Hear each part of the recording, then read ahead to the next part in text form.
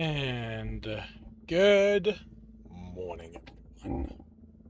Good morning, and welcome to Tuesday, second day of the work week. For those of you who work under that schedule, yesterday was my day off.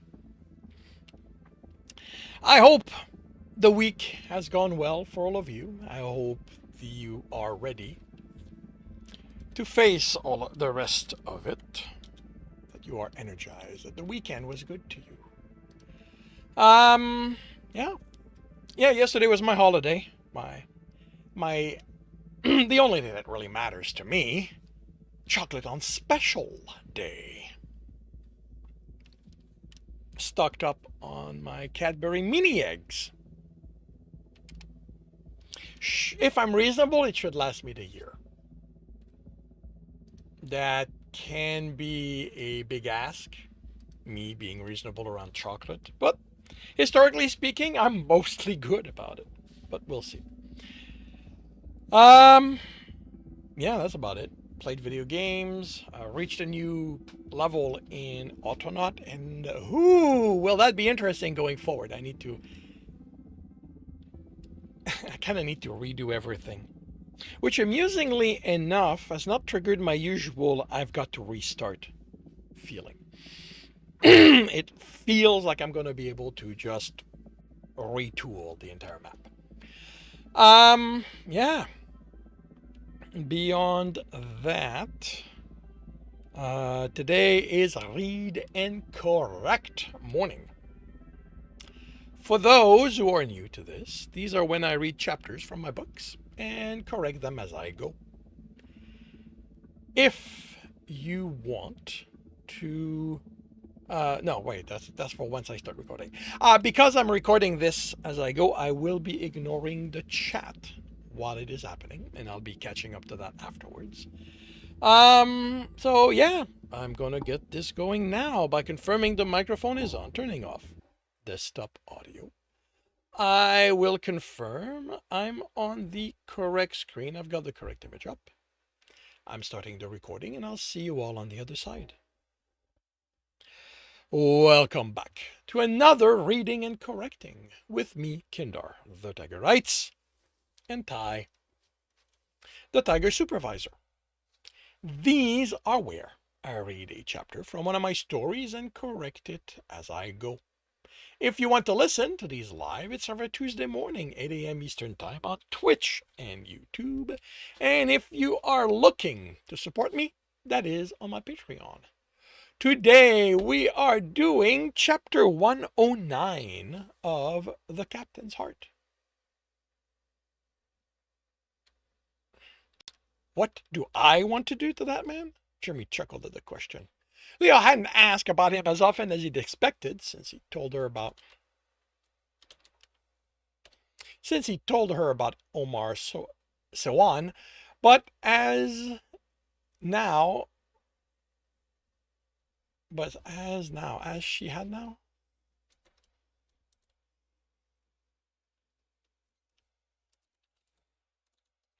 But as she had now, when she did, it took him by surprise. I want to wring his neck, throwing him in that cursed machine and let him see just how good it feels to be healed. He took a breath. I guess that doesn't reflect all that good, does it? The male orchestra to your torture. Wanting him to feel what you went through isn't unreasonable. The real question is how far you intend to go to make that happen. He nodded. At the height of his anger, when she'd finally gotten him to voice it, he'd torn the Federation apart in describing what he'd do to get his revenge. Now, I don't want to do anything. I'm not willing to sacrifice what I have, what I'm regaining, just for that satisfaction, just for the satisfaction of seeing the terror on his face. It was a large part of what she'd made him realize, that his fantasy of revenge didn't come with the happy ending movies gave them. Even Kalsarian's ballad tended to smooth over their ending when they weren't recounting historical events. If he doesn't bother me, we'll both live our life to the best of our abilities. And if he does bother you, he flexed his hand and the claws extended at the glove's fingertips. I'm going to defend myself. I'm going to protect what's mine, tooth and claw. I'm not ever letting him take my life, take my will away from me again. He locked eyes with her. If it comes to that, I will kill him. She nodded without visible judgment. How are you progressing with overcoming what was done to you? This shift didn't catch him as much by surprise. Getting him emotional, then addressing a sore point was a tactic she returned to. He sighed. We're talking. He actively avoided thinking of who he was talking with, but it's always there at the edge, listening for anything that indicates who I'm talking with. It's fucking frustrating and exhausting to always have to be wary, to be aware of my thoughts then. Our conversation should be, I don't know, normal. There should be mindless back and forth. Instead, I have to tiptoe around everything. As much as before. No, either I've gotten better at keeping my thoughts from it, or it's not as effective, but but I have the time to catch slip-ups now. Small ones, anyway. A bit of both, she said. You are certainly better at keeping some thoughts to yourself when it comes to me. Sorry, I'm not trying to hide anything. Well, he added a smile, not this time. She nodded. Do you want to continue with these sessions? It took him a second to work out what she'd ask. I didn't think I got a say in how long I had them. Aren't you the one supposed to determine that? Until I felt you were able to make such a decision. My role is to help you through the process of untangling what was done to you and so you can resolve it. So my question is, do you think you need my help in such a structured way still? He almost said yes. He was used to these meetings. There was a comfort in having her evaluate his conclusions, confirm he was on the right track. But it was all that it was, wasn't it? Comfort in the familiar. When was the last time she'd actively guided his decision-making when it came to dealing with the programming? Over a month? More? These last sessions were nothing more than her asking what he'd done, what he planned on doing, any time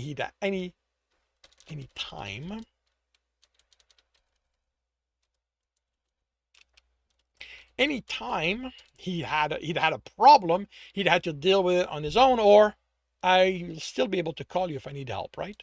Of course. As your counselor and your friend, I will always be here if you need me. He nodded. Then I think I'm good with officially continuing this on my own. Very well. She typed something. Technician Jeremy Bradshaw, you are now released from mandatory sessions with your counselor. May the wind always favor your hunt. Thank you. He stood for everything, Leah. I don't know how He trailed off. You are welcome, Jeremy. Beyond my duty to anyone on the crew, I'm glad I was there when you needed help, that you trusted me with your problems and your friendship. When her expression turned expectant, he realized he was still looking for a way to convey his gratitude after she'd already accepted it. Have a good shift, he said, then exited her office. Read 'em and weep. Bob laid a royal flush on the table, grinning. Thurk looked at Jeremy, air tilted questioningly. Don't look at me to translate. I'm starting to think he's got an entirely different version of English in his head than mine. Then why would we weep? Scariff asked. Scar, my boy. Jeremy choked on his coffee. Are you okay? He nodded. You get what you're implying with that short of a name, right? That me and Scar are really, he raised an eyebrow, really good friends? Good friends with fuck, Scariff said, and Jeremy was glad his coffee was on the table. We aren't quite that upfront with that stuff, Scar, Bob said. Okay, so how did you two get so friendly? We met using your weight machine. Since you told me about the one in the alley, I figured I'd use that instead of always bothering you. I showed up once with Scar still using it. We got to talking, to working out together, to sharing a shower and getting to know each other. He smiled really well. Didn't they do the same thing? Didn't they do the same thing to you they did to Jeremy? Prateros asked. He doesn't seem to have the ease you do at accepting to have sex with friends. I have someone, Jeremy stated, while keeping any thought of who out of his mind. They broke my mind every which way to Sunday, Bob replied. My counselor says that having to live with that for a decade plus made my mind more adaptable. There are things I like, things I don't, but I don't seem to do disgust or any kind of extreme reaction. I can still contemplate violence. Pretty sure I can be violent, but I don't know if I could be driven to violence, if you know what I mean. The people around the poker table nodded.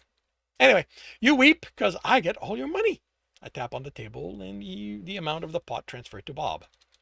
Jimmy wasn't sure how he felt about how Bob had gotten enough money to gamble like this with it. His friend had told him about the transaction between him and Xenial, but he hadn't known what had been included in the exchange.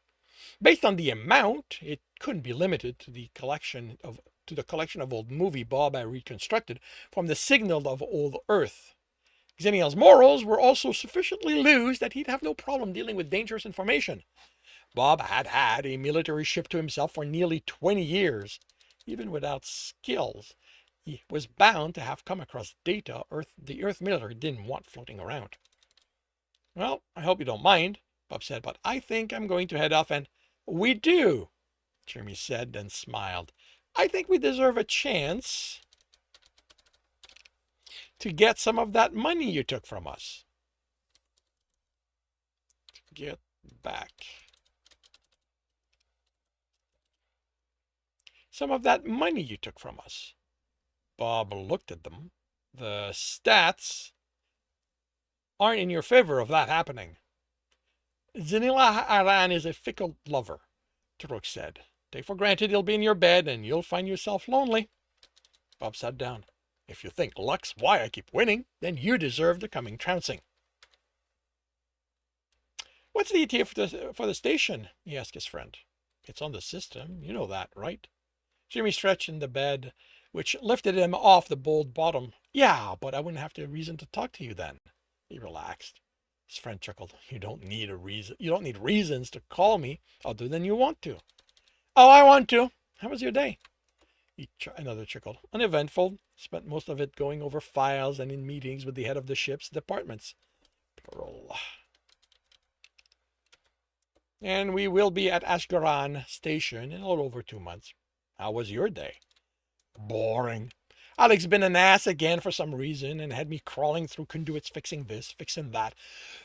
He's fucky. He's fucking lucky I didn't tell him what I thought of getting me to do the work we have repair for. Another chuckle. What? Nothing? Oh, bullshit. What do you know that's got you chuckling at my misfortune? All I will say is that I have never known Alex to do anything without considering why he's doing it. To piss me off. The engineer doesn't gain anything from making his technicians angry with him, and he doesn't get a thrill out of using the power his rank grants him. Jerry sighed. I know. It's just frustrating to be sent to do that kind of work without being told why. A technician doesn't question the engineer, he said preemptively. He trusts that he knows what he's doing. Do you? Yes, he said reluctantly. That's one thing that was obvious early on. He doesn't do frivolous orders. I just wish I knew why. That's all. I'm sure when he feels the time is right, he will explain his reasoning. I guess you're right. Anyway, I should go to sleep. He felt the programming prickle. I'm glad you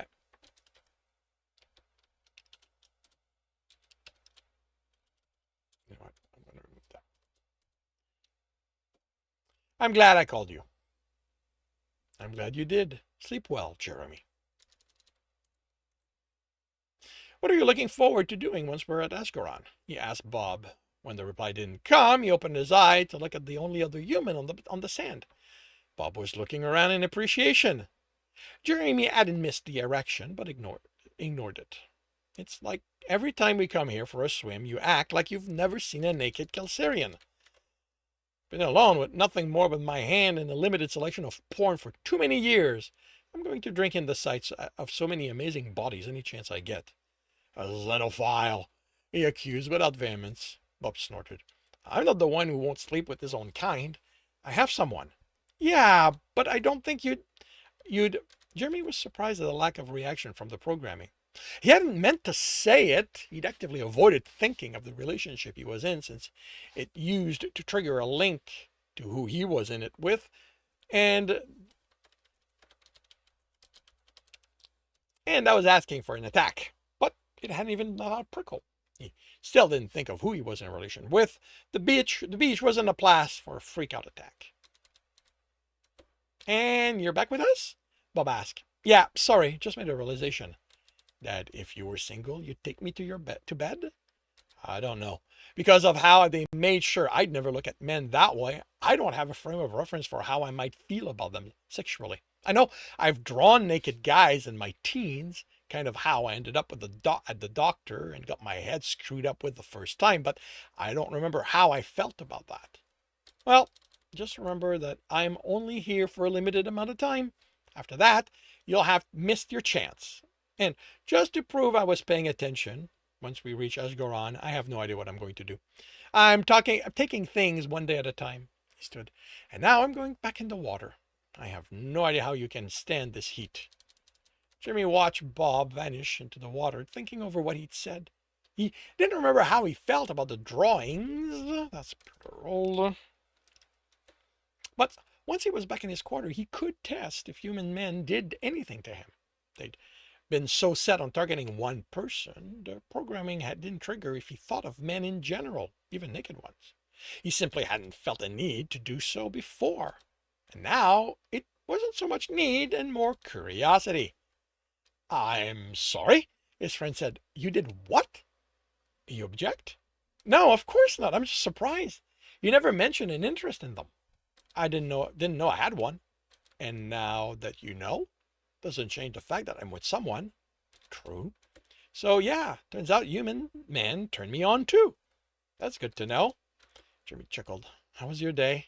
Much like the previous ones. The problem with being as organized as I am is that everything is in good order well before we reach our destination. So I don't have that last minute working on everything, captains. Everything that captains of other ships seem to enjoy so much. I don't think they're being honest. His friend chuckled. Possibly not. Some of us do seem to feel a need to only show themselves with shining fur. That probably takes more work than it's worth. So I expect. Sleep well, Jeremy. I need to get to bed myself. I have meetings early tomorrow. Sleep well. Sleep well, too. Technician Jeremy Bradshaw, the engineer, called from the door to his office. I need to see you. Someone's in trouble. Technician Shabitan Corial Simirian Singsang. Or is in for a good time. Technician Asherik Taborek said, I hear the engineer's fun. Jeremy didn't respond to the playful jabs, too worried about why the engineer needed him to come to his office. He usually had no problem explaining someone's mistake at their station. Since keeping him waiting wouldn't improve the situation, he headed there. There was a second chair before the secondary console. Sit, the engineer instructed. Then brought up information. Go through the data. Pull the work result. Give me your evaluation of them. He swallowed his question. He trusted the engineer knew what he was doing. Quickly, he realized the data was about relays Jeremy was now too familiar with due to the multiple days of crawling through the conduits, scanning and replacing and repairing those that needed it. Those weren't the conduits. Those weren't the relays. Oh, well. Yeah, the relays he'd worked on.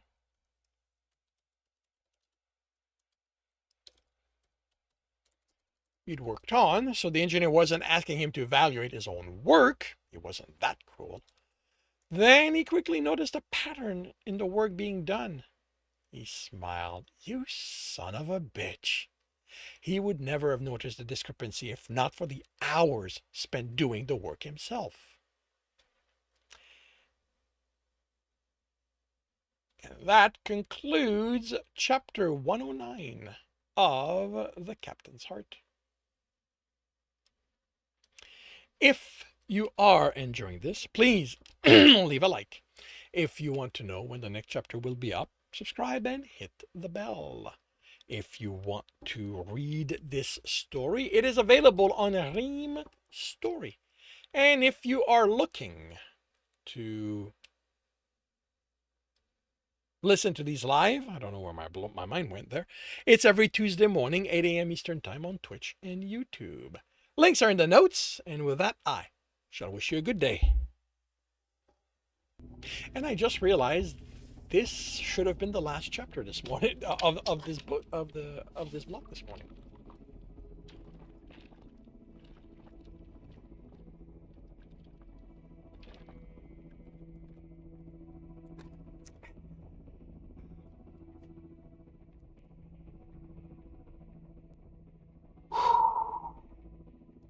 Which means this is when I cannot afford to wait, because otherwise I'm going to misnumber it.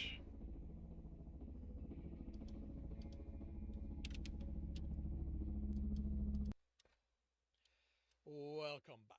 That's not what I wanted to do, buddy. Kindar, the Tiger writes, and Ty, the Tiger. Did not click that fast.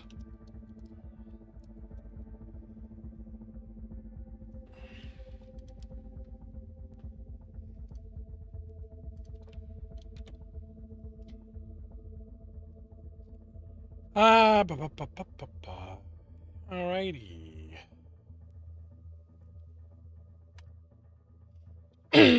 I will start on the next one. By confirming the microphone is on, turning off desktop audio. I will confirm I'm on the correct screen. I have the correct image up. I am starting the recording and I'll see you all on the other side. Welcome back to another Reading and Correcting with me, Kindar, the Tiger Writes, and Ty, the Tiger Supervisor. These are where I read a chapter from one of my stories and correct it as I go. If you want to listen to these live, it's every Tuesday morning, 8 a.m. Eastern Time on Twitch and YouTube. And if you are looking to support me, that is on my Patreon. Today we are doing chapter 107 of The Captain's Heart. Hi, Mom. I don't even know if you're going to get this. My friend tells me there's bound to be ways, but somehow I doubt that after what they did to me, those people are going to make it easy for anything I have to say to make it to Earth. Not that I'm going to talk about that. You won't believe how hard it's been to get myself to record this. It's been suggested for a long time now. At first, after finding out what you did to me, or allowed to be done, from what I remember, your role in it isn't that clear. I'll have to be looking. This is going to be a new phrase. From what I remember, your role isn't that clear.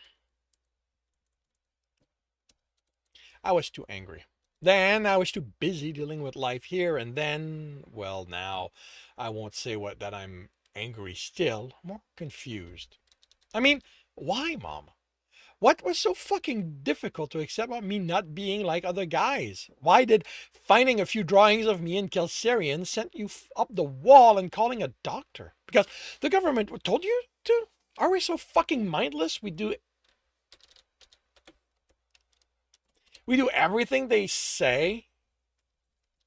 Yeah, he's talking, so this is going to be present. Without once questioning it? Do you know what they put me through? How they hounded me everywhere after that treatment? How they used mind control stuff so I wouldn't be able to even look at a guy without feeling sick? How could you let them do that to me, Mom?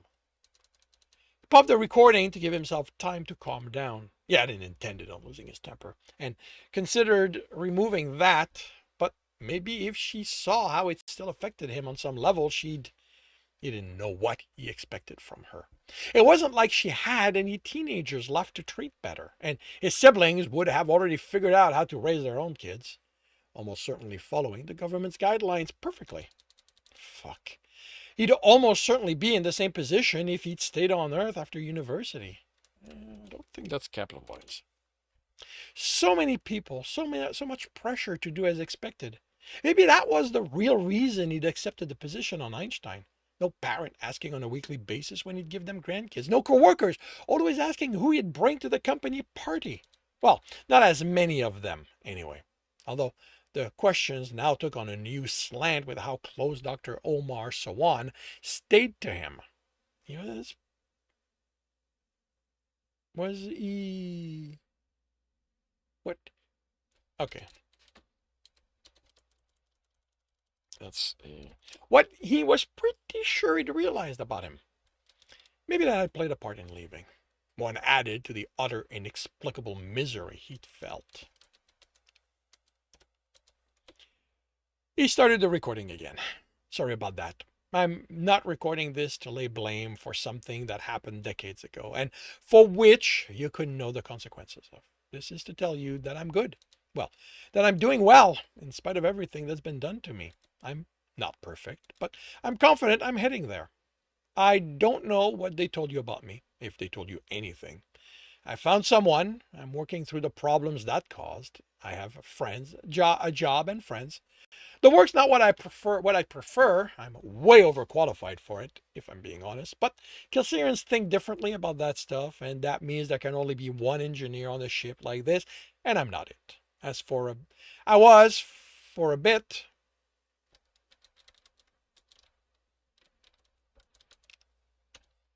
While he recovered from the injuries that are the reason that led to me meeting him. But when he came back, I was demoted's not is too strong a word, but I had to become a technician.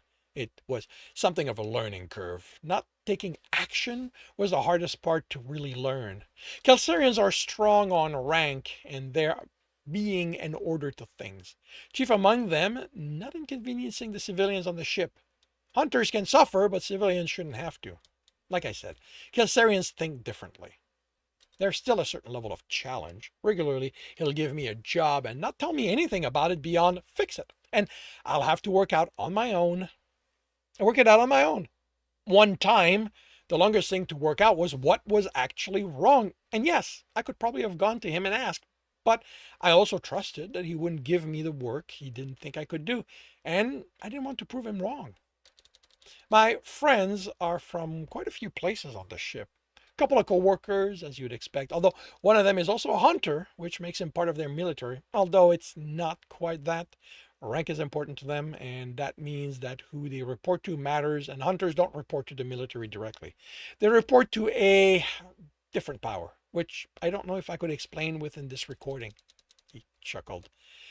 If you get this and find a way to reply and are curious about Kelserian belief systems, ask and I'll do my best to give you the details in a way that makes sense.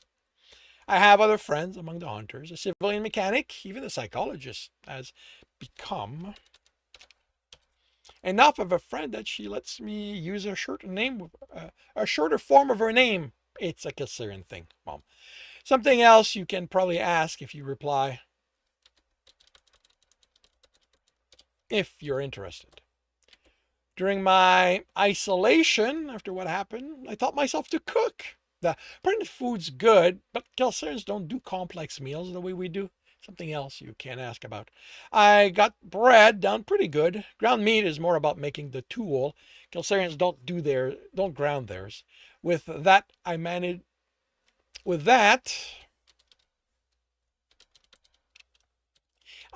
a good shepherd's pie, although just about every ingredient had to be substituted. Your dad's strawberry pie still won't firm up. If you reply, send me a recipe. I would love to know what I'm not doing right. Pie is another thing Kelserians don't do. Like I said, their meals are on the simple side compared to ours. Out of the east side. I guess that's going to be it. Just know that I'm happy. I love you. He was about to end the recording when he realized he'd forgotten something. Tell Dad I love him too. He ended it, hesitated, then sent it to his friend.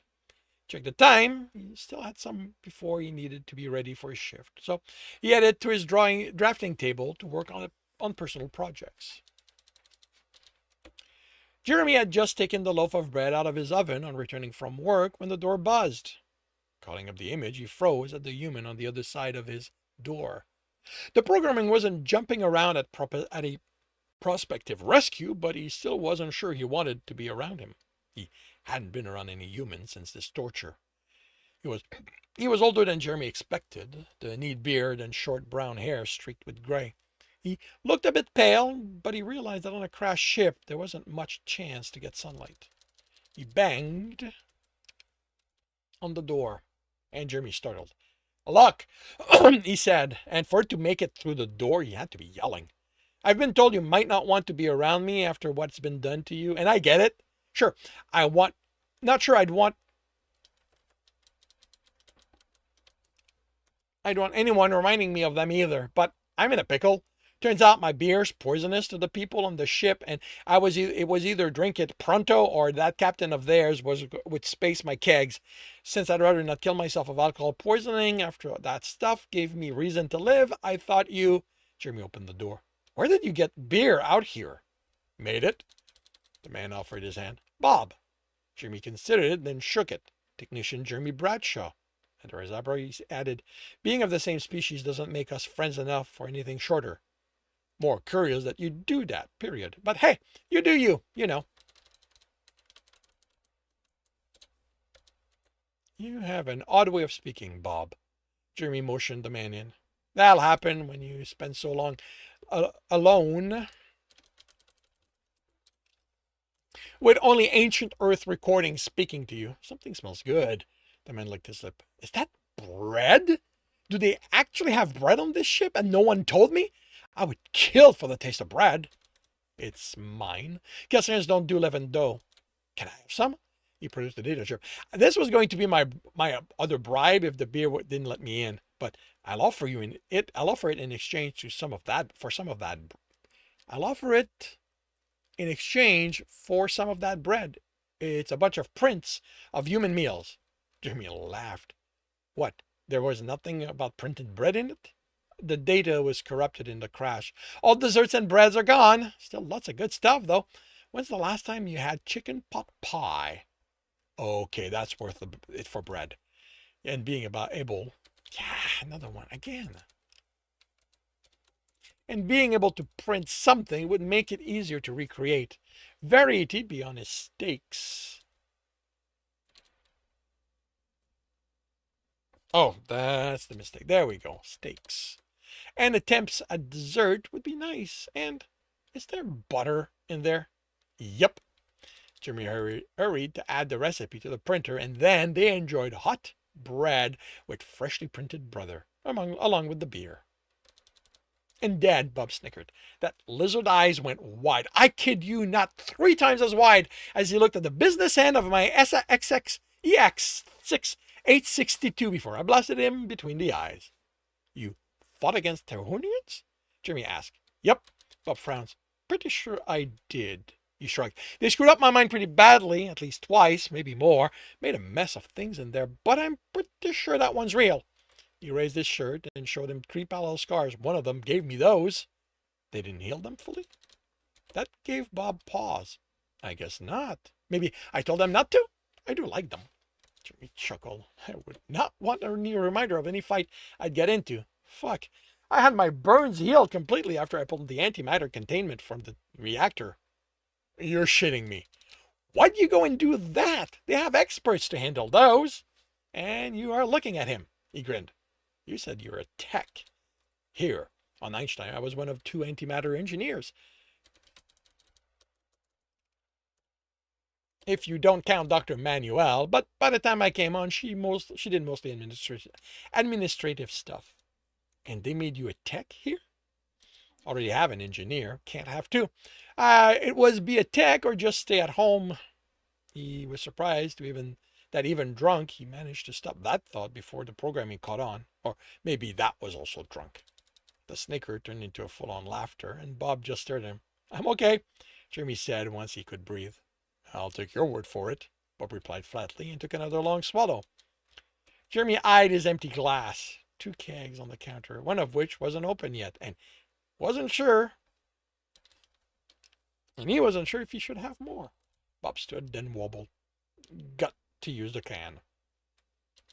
I think you'd be better off with the toilet. Old word for it. Where is it? He pointed to the hall. 3rd door on the left is the shower room. Toilets are at the back. Use any one other than the right one. That one's mine. You have a toilet just for you? Cassarians are very private about going to the toilet. You don't look like one of them. He shrugged. I've lived here long enough to pick to pick up on it. And I like never having to worry about if someone will move my stuff. I had to deal with that at university. Why do I keep capitalizing this?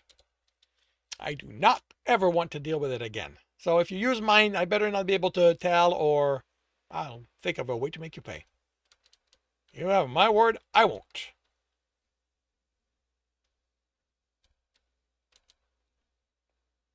Bob staggered down the hall. Yeah, this here, like I would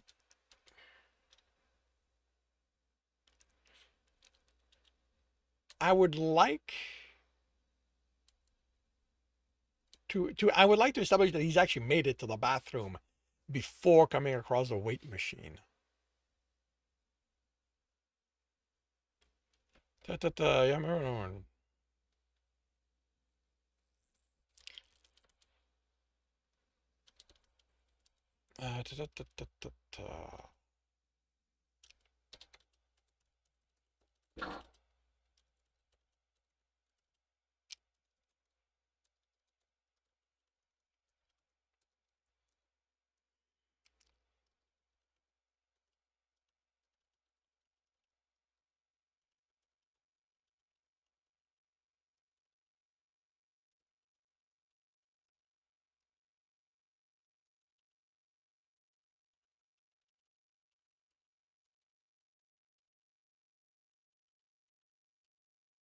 Yeah, there we go. That's going to work for a first draft. Jeremy was startled from his alcohol-induced semi-slumber by Bob yelling, "Holy fuck, you have an actual weight machine in here!" He wondered how long it had been. He was confident he'd made out the door when the other human reached the toilet, but then Jeremy took longer than he liked, staggering to the room. Bob was on the bench, trying to push the handle up. Why isn't this working? It's locked. You need to scan your bracelet. They give you one, right? Bob patted his pockets, then pulled it out. Jeremy showed him his. You should wear it. It's easier. He scanned it. Just pass it, and he'll create a profile. It'll run you through different weights to adjust your settings. That's a lot of work for something in your room. You get a lot of visitors. Designed the first one for a public room in one of the alleys, and you might want to stay out of those. They're leisure areas, and Kelsey's engaged in. I know, and I saw. Got quite the eyeful too. These people do like their groups, don't they? Jeremy blushed at the memory of some such group he'd seen. Didn't think he'd be so unbothered. Bob shrugged. Different species. Not going to hold them to human government standards. Jerry noticed the wording and pushed through the alcohol haze. Government standards? Not your standards? Found out I'm like you in part of what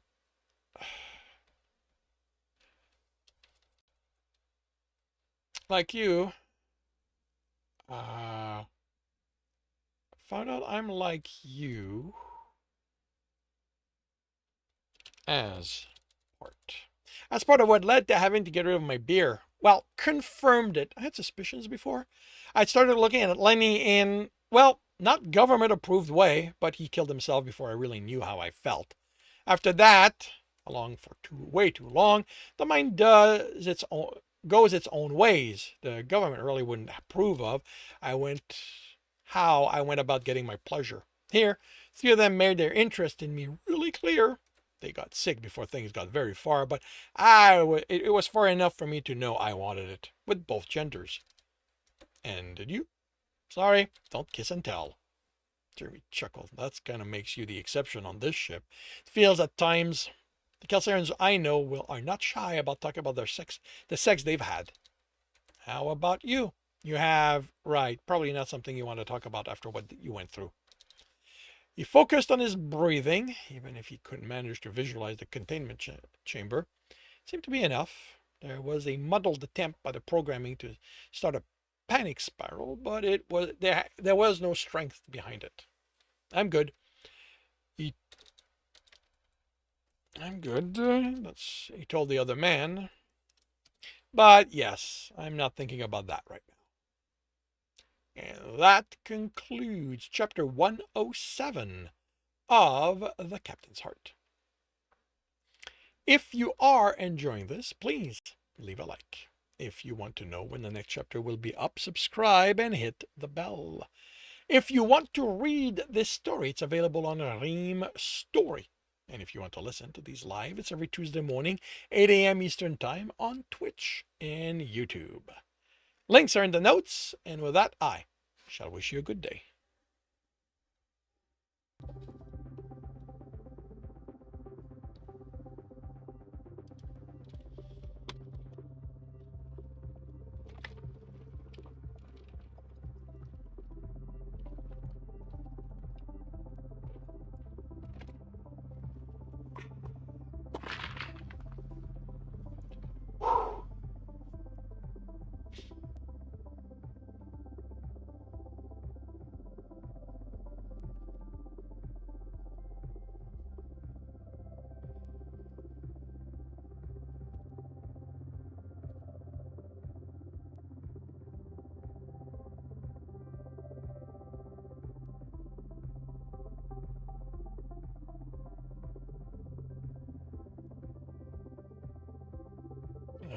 That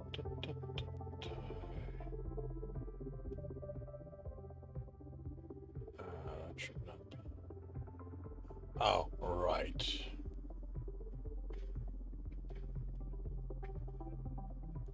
This is not reflective of... Oh, and I still have more books to do that tomorrow. Forgot about that this morning.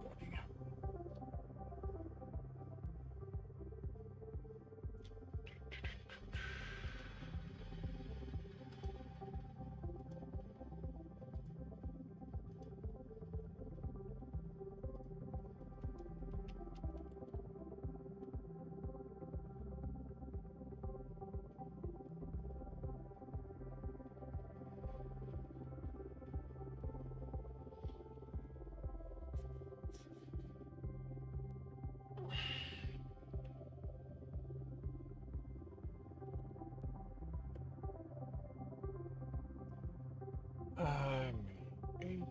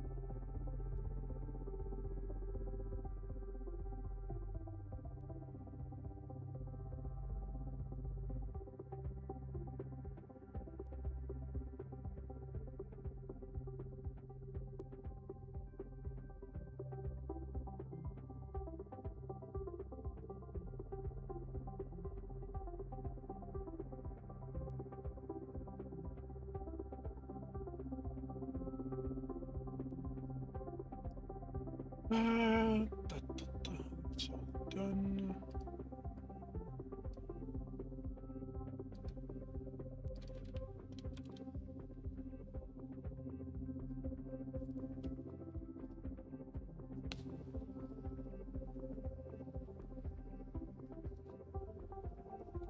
All right. So I will start another chapter by confirming microphone is on, turning off desktop audio. I will confirm I am on the correct screen. I have the correct image up. I am starting the recording, and I will see you all on the other side. Welcome back to another reading and correcting with me, Kindar, the Tiger Writes, and I, the Tiger Supervisor. These are where I read a chapter from one of my stories and correct it as I go. If you want to listen to these live, it's every Tuesday morning, 8 a.m. Eastern Time on Twitch and YouTube. And if you are looking to support me, that is on my Patreon. Today, we are doing chapter 108 of The Captain's Heart. The call came in while Groggeron was dressing. The display told him who it was, and he smiled. "Hi." "I hit him," Jimmy said, sounding less than his usual healthy self. "Who?" He went over what he remembered of his heart's friends and didn't come up with any possibilities there. Tome was one.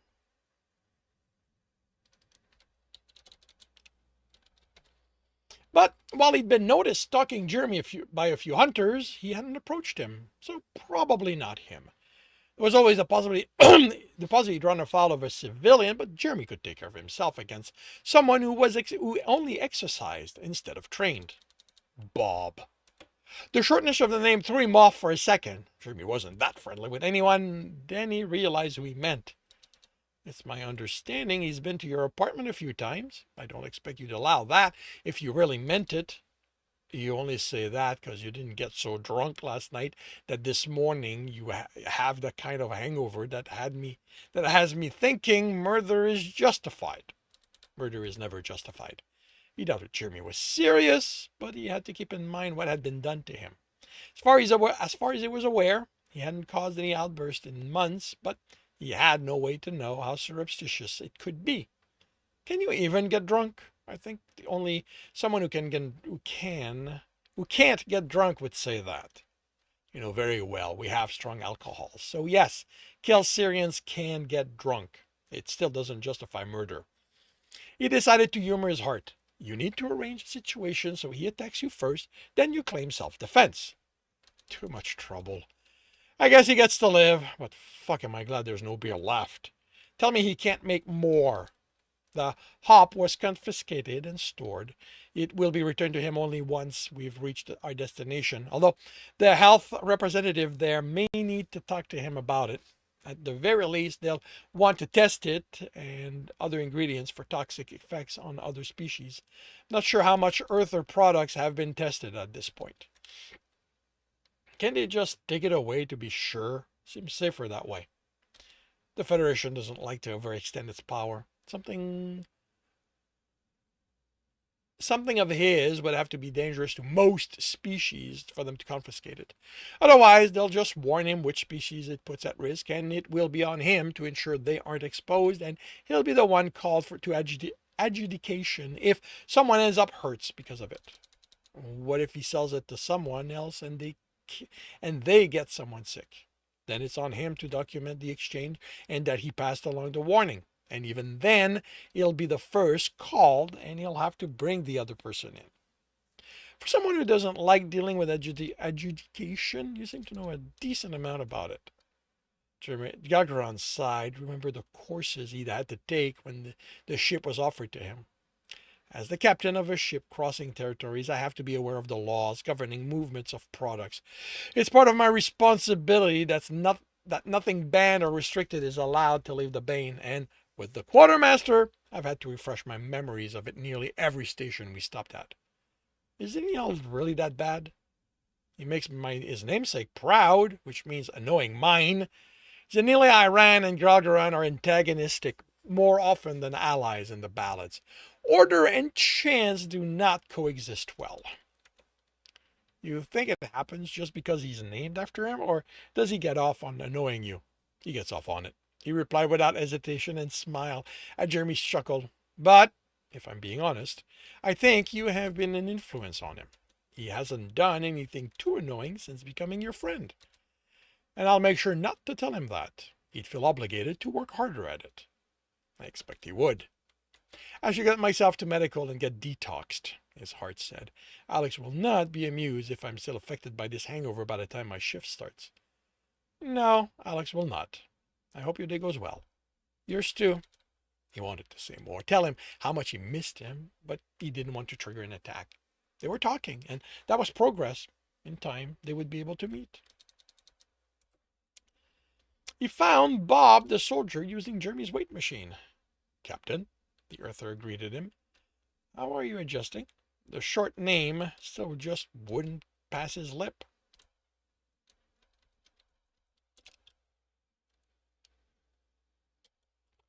The Earther chuckled. Got nothing to do, nowhere to be. No one screaming at me to get my work done. Don't think I've ever been this bored since ever. I'm sure we can find you something to do. You mean like making me some technicians I'm too qualified to be? Gergran's question gave way to realization. You mean Jeremy. Seems to me you have a great engineer and you're wasting his potential tapping screens and getting him to put band-aids. Chose his tone and words carefully. I understand Earthers have their way of doing things, but this is a Kelsian ship. I expect you don't. I already have an engineer, and one engineer is all a ship like this, like mine needs. They'd get things? No, they wouldn't. They don't think the same way about that, and both are too stubborn to let the other dictate how their reactors should be designed. All good engineers are. It's part of how they become so. Don't you love him? More than I expect you understand, but I don't run my ship based on who I love. And I think you need to remember this isn't an Earth ship. I'd prefer if you kept your belief on how my ship should be run to yourself. Or else you'll throw me out. The other said it with enough seriousness Gergran kept himself from responding. No, Bob, that tasted bad. But I've only interacted with two Earthers outside of confrontational situation. You are both stubborn in your belief you know better than others. I'm pointing out that even if that were true, my ship is not the place for you to pressure my people into seeing things your way. We are different from your species, but our ways work for us. The Earther looked away. Sorry. I'd blame being alone for so long, but you're right. We do have an ingrained belief we are so much better than everyone else. He chuckled. And we've had that from the start, I think. You should see some of the movies they used to make. I've seen a good number of them. Oh, no, I mean the stuff from before we knew there were others out there. Fuck, from well before we had spaceflight. Nearly every time we put some kind of alien in a movie, no matter how much stronger, smarter, or all around better than us they are, we always manage to win. Sometimes in utterly unbelievable ways. Although, I'm guessing you did the same with your movies. Probably, he said. Remember some of the ballads Dresderan enjoyed. But my tastes in ballads center around stories of our gods, rather than us against other species. Are there many romance among the movie you've collected? The Earther stared at him. Why? He shrugged and aimed to coax his answer toward the academy. I find how Earthers approach relationship intriguing. Since I only have access to the database of recent movies, I'm curious to compare them with older ones, to see how they've evolved. The Earther's smile told him he'd seen through the subterfuge. Quartermaster, Gergran greeted the male behind the counter. We need to have a talk. The male smiled and leaned forward. I'd wonder when you'd finally decide it was time for us to shorten how we address each other. He rolled his eyes. You'll meet your namesake in the forest before that happens. What can I do for you then? The male didn't even try to make his smile anything other than a smirk. You can hand them over before I'm forced to have hunters go through the inventory and find everything else you're smuggling on my ship, Talhalan. He growled. Kiran Elshavnir, my captain. I would never. You do know transactions are documented, right? quartermaster, and because I know you and know you have someone with the skills to get there and muddle things to hide what you don't want me to see, I've had my experts arrange for multiple copies of what may to be made automatically and filed so no one but me can access them. So I'm here asking nicely for you to hand over the files you paid the Earther to give you. Now is not the time I can afford to have your greed make the Earthers angrier at me than they already are. The quartermaster sighed. All right, you got me. Let me go get them. Let me get them. He wasn't gone long, which meant he'd kept the box close, almost as if he'd known he'd be discovered. He placed it on the counter. I bought them on chips, hoping that if they weren't on the system, you wouldn't find out, but you're too smart for me. Admission of guilt? Appearance of remorse? As much as he told Jeremy the quartermaster was better behaved because of their friendship,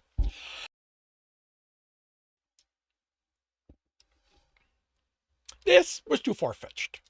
Unfortunately, his suspicions weren't enough to act on. He had the amount of the transaction, but by not putting the recipes in the system, Gargarin didn't know what had been bought.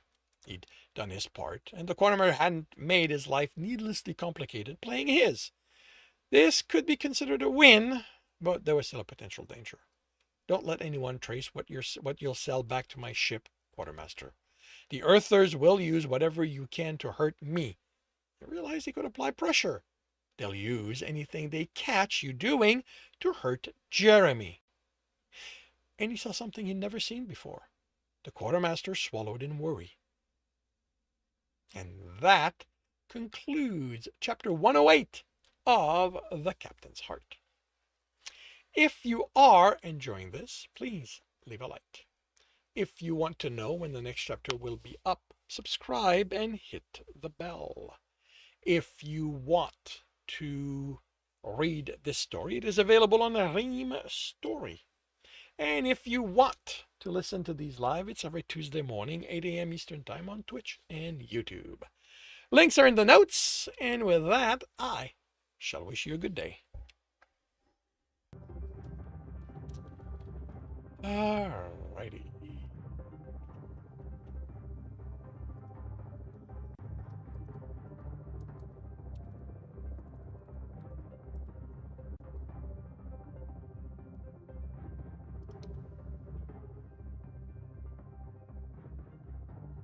Really?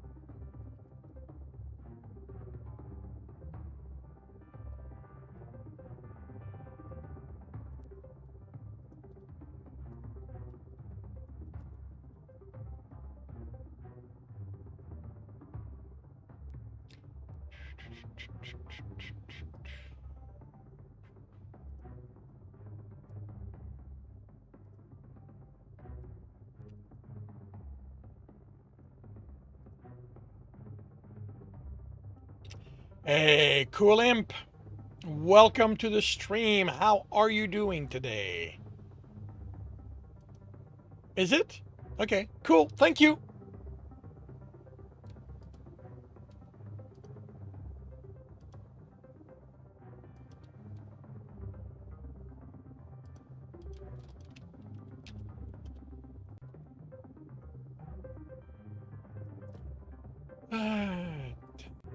Comes 13th.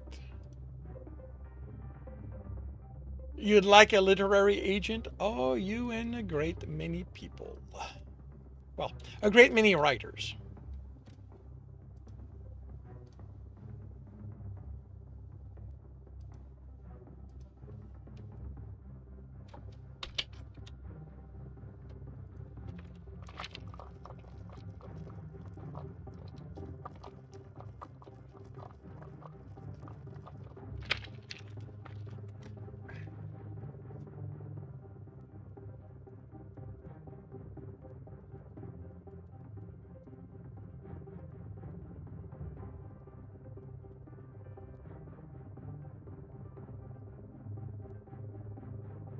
Hey, Grilly, welcome to the stream. Thank you very much.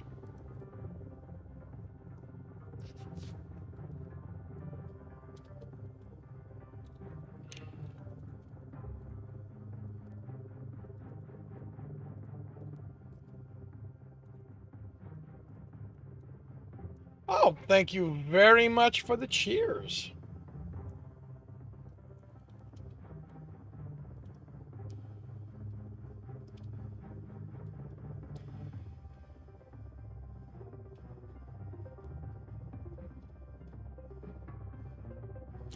Oh, happy day.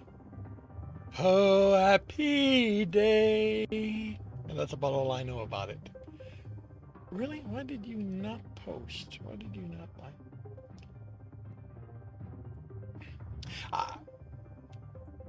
So do I. I know it from Sister Act 2, I believe. Okay, why did you not like this? 13, that's in the future.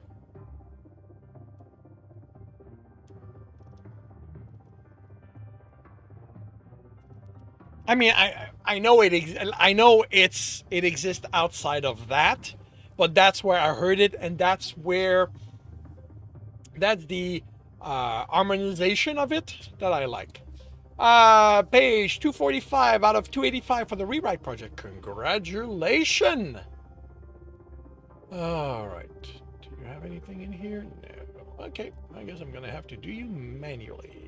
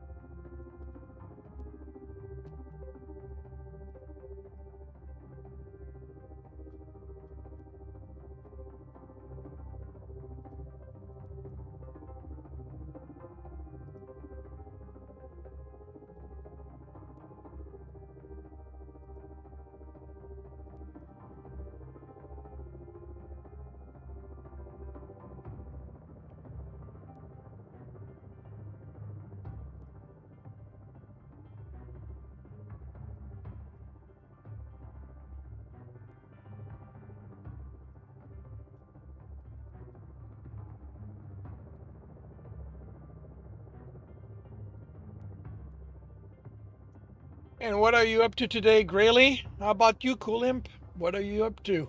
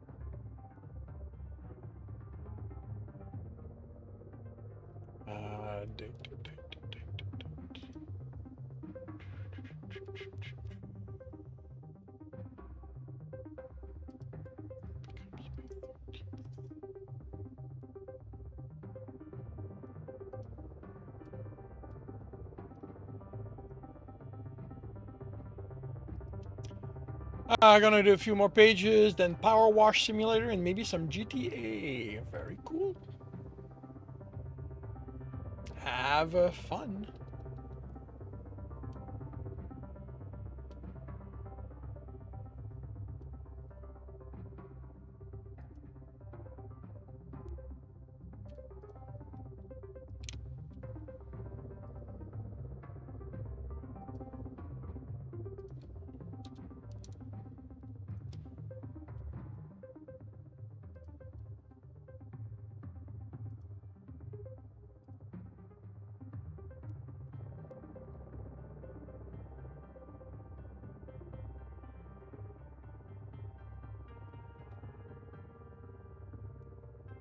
Okay, that has been done.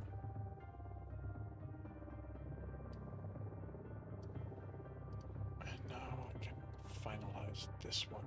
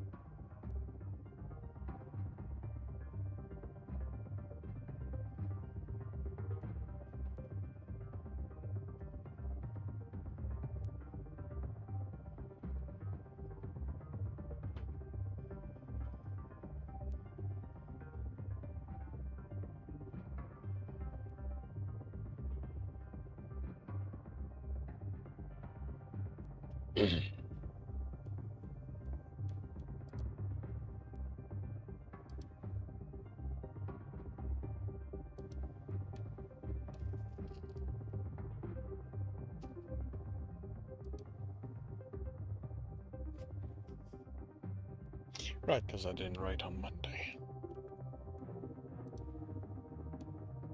This does not bode well. This is taking a while.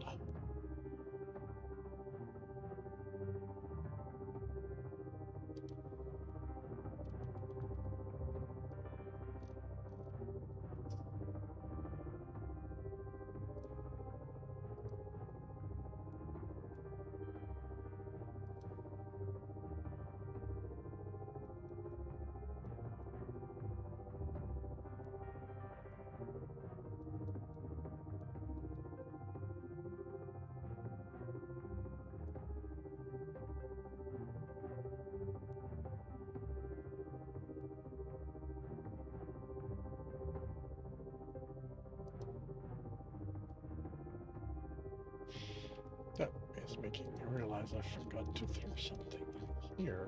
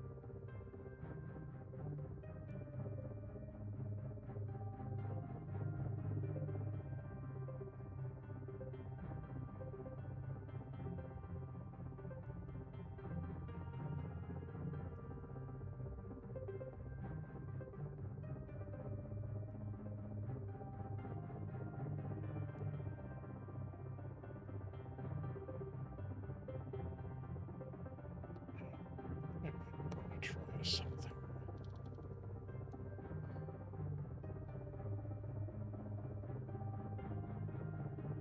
Except no, you're still showing us. Alright, let's actually try this. Let's quit that.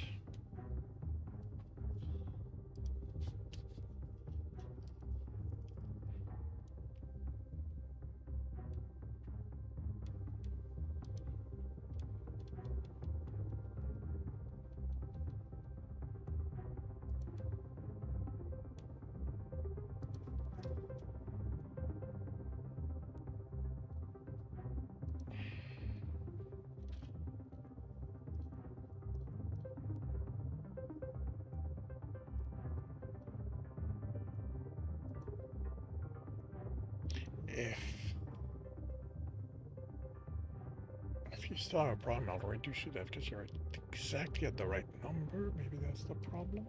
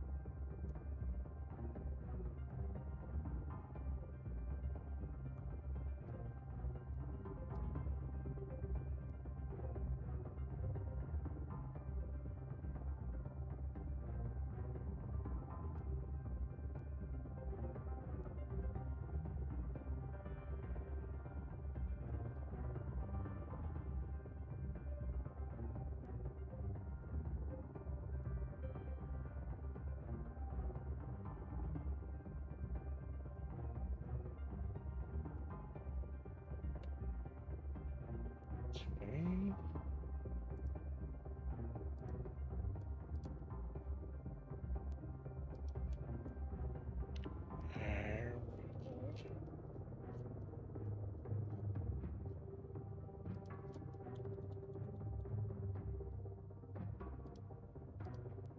Try that. If that doesn't work, I'll do it manually and file it under something's going on with.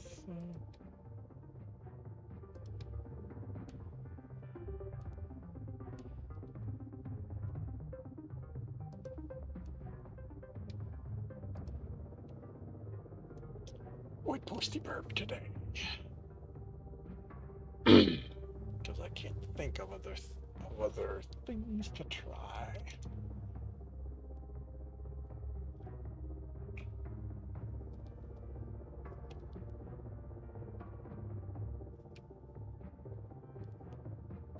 Alright, I'm gonna do this manually.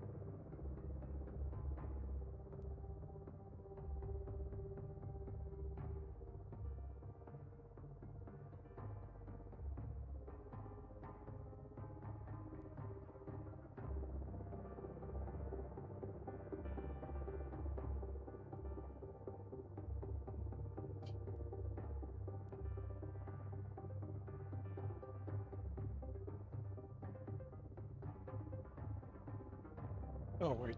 No.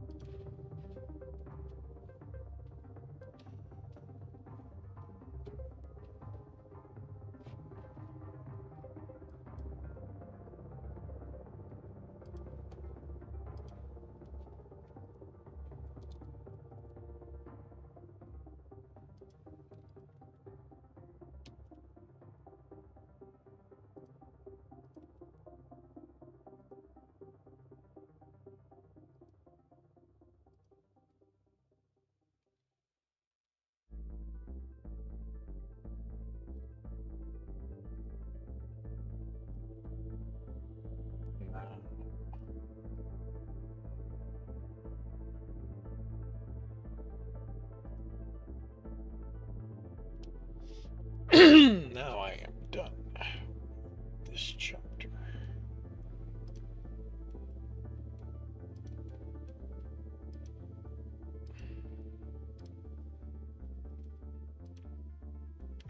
And the captain's heart for today.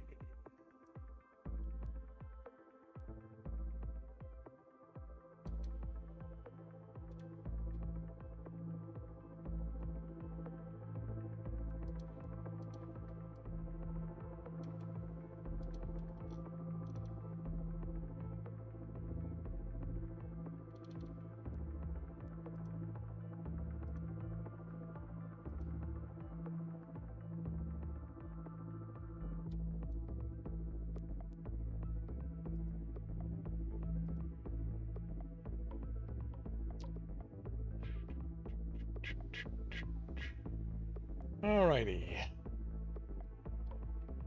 And I will start another chapter by confirming the microphone is on, turning off desktop audio. I will confirm I'm on the correct screen. I have the correct image up. I am starting the recording, and I'll see you all on the other side. Welcome back to another reading and correcting with me, Kindar, the Tiger Writes, and Ty, the Tiger Supervisor. These are where I read a chapter from one of my stories and correct it as I go.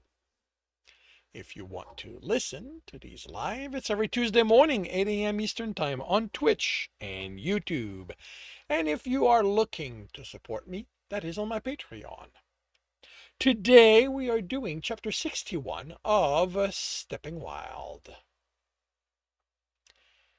Tibbs transcribed another song, this one telling of villagers vanishing into a dark forest of madness where monster reigned. It joined others he transcribed, one about a brave adventurer fighting monster through a forest of madness to rescue his love. Another involved an epic battle against dungeon maze of monsters in a dark forest. Not that the song ever mentioned the dungeon. He couldn't know if there were any truth to them. Bards had sung them after all. But they had one thing in common. They all originated in the kingdom of Erfitar, which was where the region that had been mentioned in another book was located. Not having anything else to go on for the search into dungeons the guild didn't know about, he'd looked over at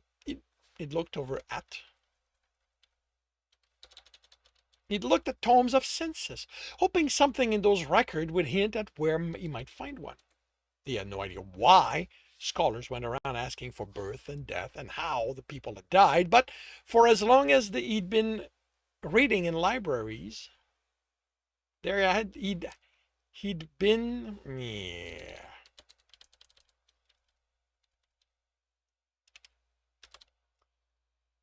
he'd seen those tomes. And some of them were ancient. He'd hoped that there would be something in the how people died that would give him a direction to search. Instead, what pointed him as Herfitar was a comment in the margin of one such tome. Why does the Ashimitar region have so many more vanishing than elsewhere? The tome hadn't discussed vanishing, just birth, death, and how they had happened, so the note had to have been left by another scholar looking through the tome, maybe searching for answers about how people had died, and not finding it. However, it had That feels okay. The tome hadn't discussed vanishing, just birth and death, and how they had happened.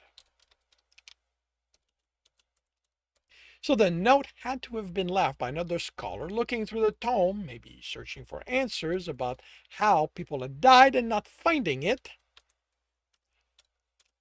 had written his frustration.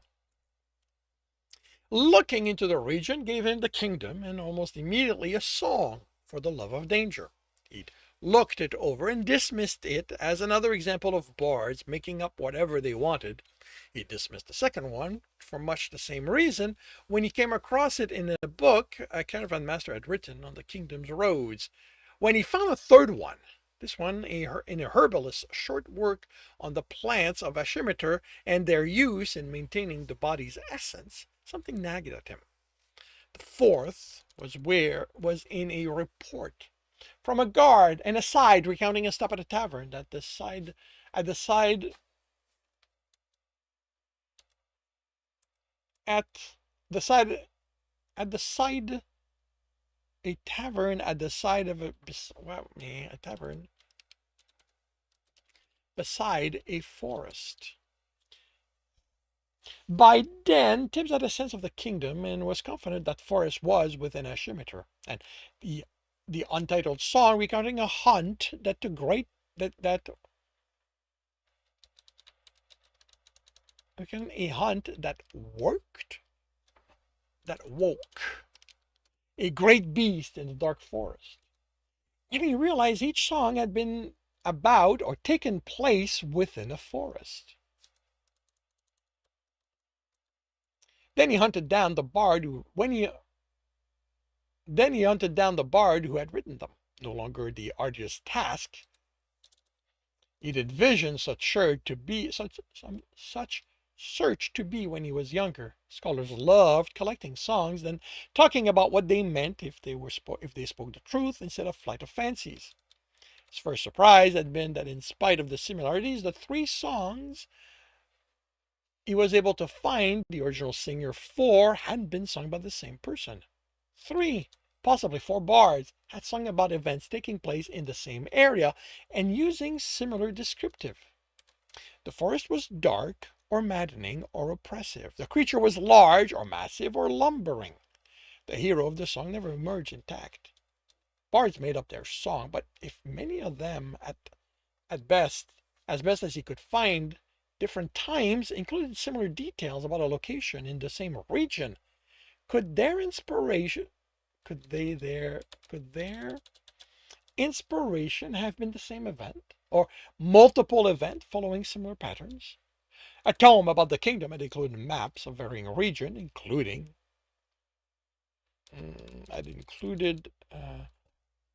you know what? I don't need included here. A tome about the kingdom had maps of varying region, including Ashimeter. It predated the oldest song by at least a century, showing it was mainly forested, with villages dotted the edge and one town. The few comments related to the wood trade there. Nothing about monsters or vanishing, but things changed in a century. Airfitar was 3 kingdoms zenithward.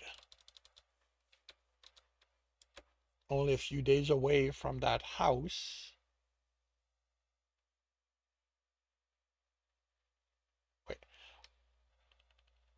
Only a few days away from that house, and the insistent coming and going of nobles, and he now had a possibility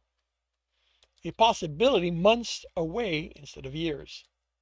Lord Tiran's presence was requested at the start of each one, but he made his boredom at the business discussion obvious, so that when he walked away, hardly anyone noticed. The one time the noble had asked him, he'd replied that all this talk tired him out and he was going to rest. From there, leaving was simple. If he didn't feel like running the roof, he changed into servant's clothing and mixed with the others before leaving. No one even noticed the extra servant. He looked over the songs, noting the common details. The one thing none of them included were directions to where the adventures took place. The one time he decided to rely on a bard song, and they couldn't be bothered to sing about the route the hero had taken. He put them away, then returned to the books to where the books where they belonged. He'd have more days to peer over them for clues in the wording, possibly more time to look through other books, although he was running out of that. This morning, Sintai told him that while discussing potential investment with Lord Firbrand, the noble had let slip his intention to host the gathering that would officially present the Holomir to the city's nobles, which meant Tibbs now had information to gather in a more straightforward way. The Firebrand's house sat at the center of a green space dotted with colors and narrow paths going from it to the three entrances to their land from the road, each guarded. A fourth led to the carriage house, which was built within the wall so that the horse never had to sully the oh so pristine grass. 10 houses? 15? How many common folks could be housed if these nobles didn't need to surround themselves with so much greenery? He doubted that they'd ever considered the added difficulty this gave any thief who wanted to reach their roof. They looked at the nearly uninterrupted line of sight from the guardhouse to the house, from the guards at the house to the wall, and had been satisfied that whoever needed to suffer for their comfort didn't matter. Of course, that added difficulty only counted when dealing with thieves who didn't have an element.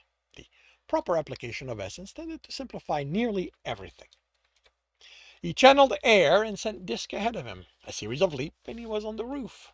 He couldn't enter through either balcony door because of the weave over them, but none of the windows had them. Of course, unlike the balcony, a thief couldn't simply drop onto it and then deal with how to enter. They needed to climb down. The wall was made of large stone, and they were set close enough together they hardly had space to lodge piton into unless the thief was unusually strong or had an element. But then, if they had earth, it would be easy. Until they reached the window's ledge, would they know?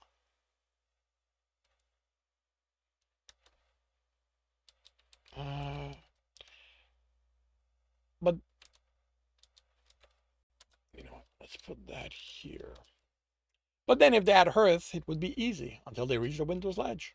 Would they know to temper the strength they'd built to reach it? Wood was easy to crush, and that would cause them to fall. Not that Tibbs would have that problem.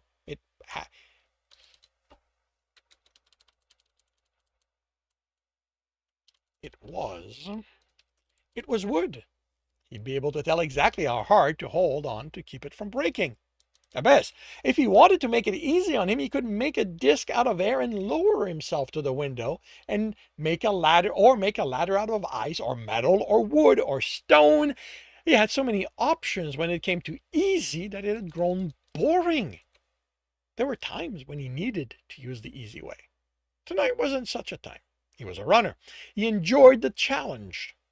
He grabbed onto the roof ledge and lowered himself. His feet weren't even close to the window, not that it would help.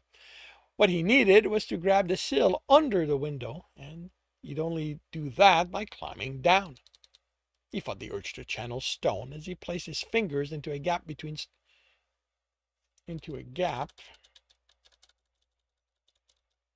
and lowered himself. It hurt, but it was the kind of pain that came from working hard, and Tibbs enjoyed that kind of. His fingers slipped, and he slid down.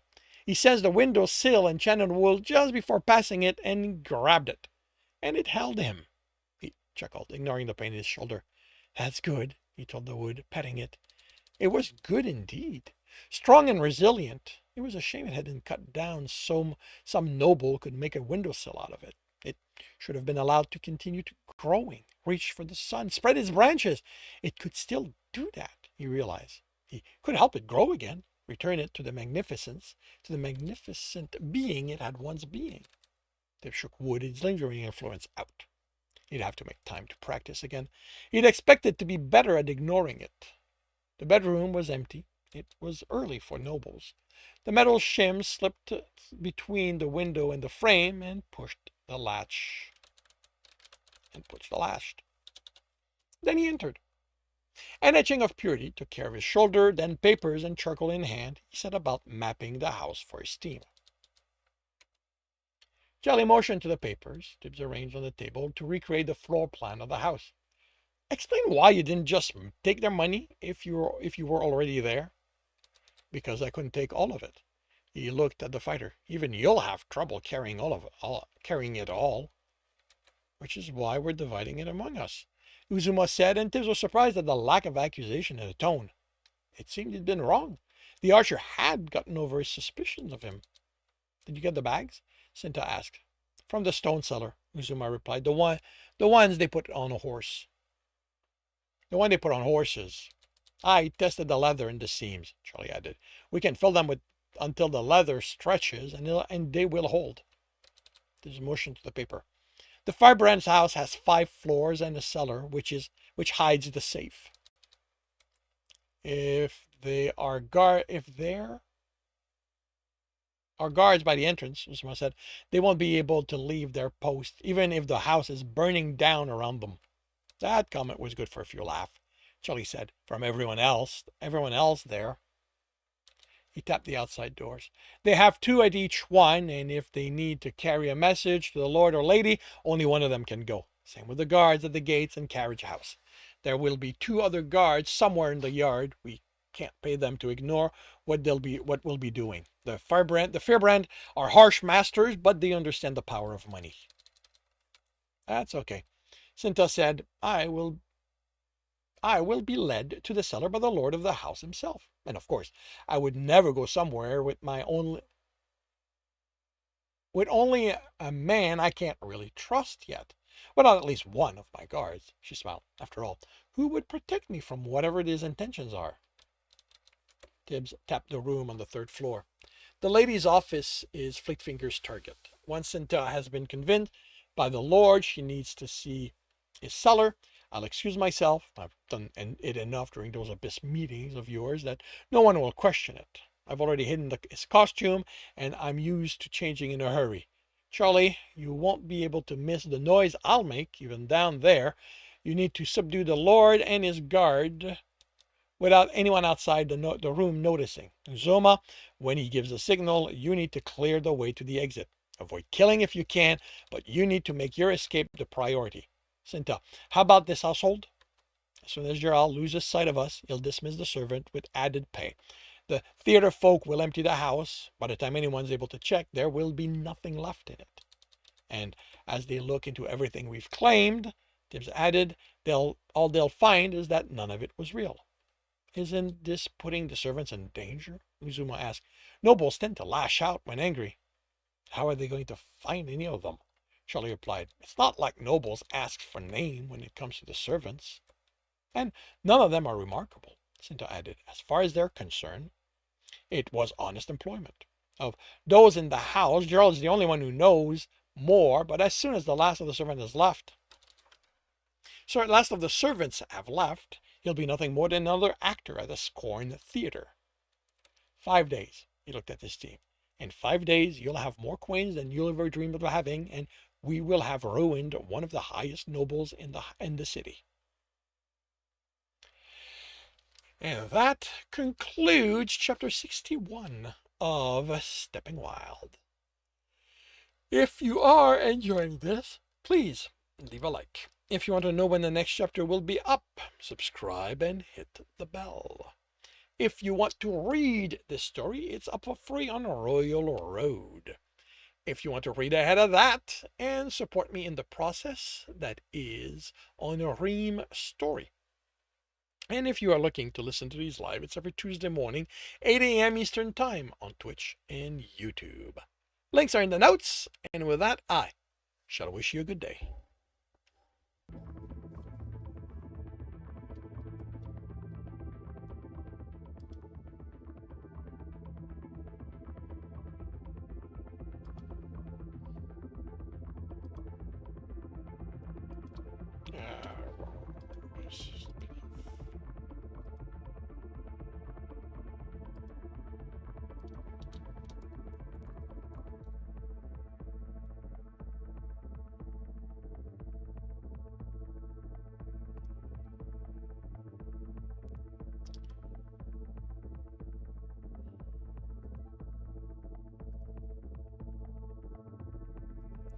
be right back.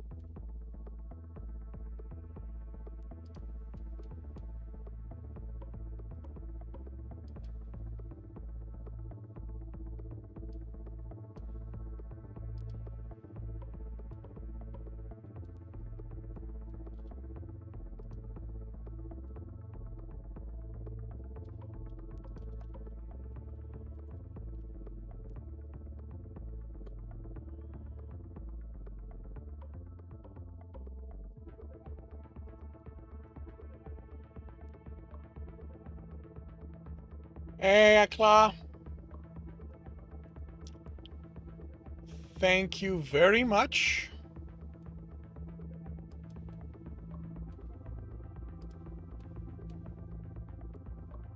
Probably because that's the area you're in.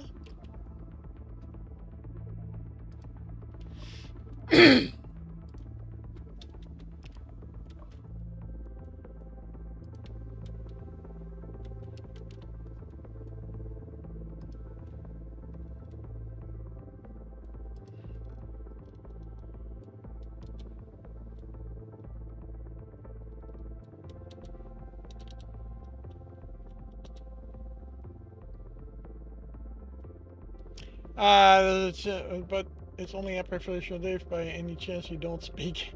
Oh, I don't speak, but at this point I figured what it was, since you are not the first one to wish it to me.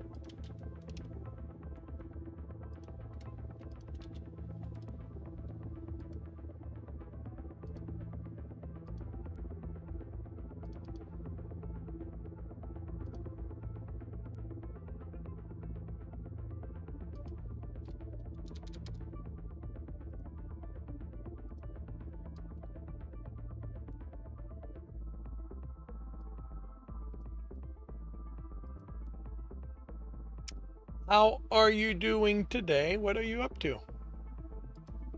That. That.